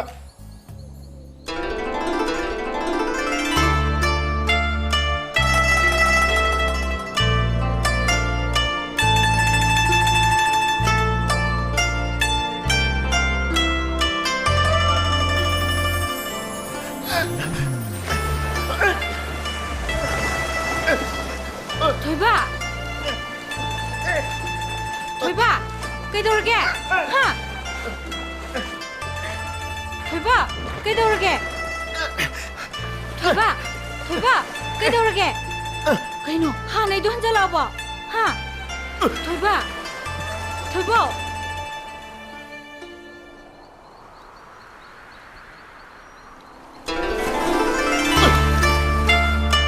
ꯄꯣꯔꯣꯡꯅꯦ ꯊꯣꯏꯕꯤ ꯅꯪꯅ ꯊꯣꯡꯉꯒ ꯑꯩꯈꯣꯏ ꯕꯥꯖꯤꯒ ꯑꯩꯈꯣꯏ ꯃꯌꯥꯝ ꯆꯥꯛꯆꯥꯎ ꯑꯃ ꯆꯥ ꯌꯥꯔꯦ ꯊꯨꯠ ꯂꯥꯎꯕ ꯄꯣꯔꯣꯡꯁꯦ ꯑꯩꯈꯣꯏ ꯃꯌꯥꯝ ꯆꯥꯗꯣꯏꯕ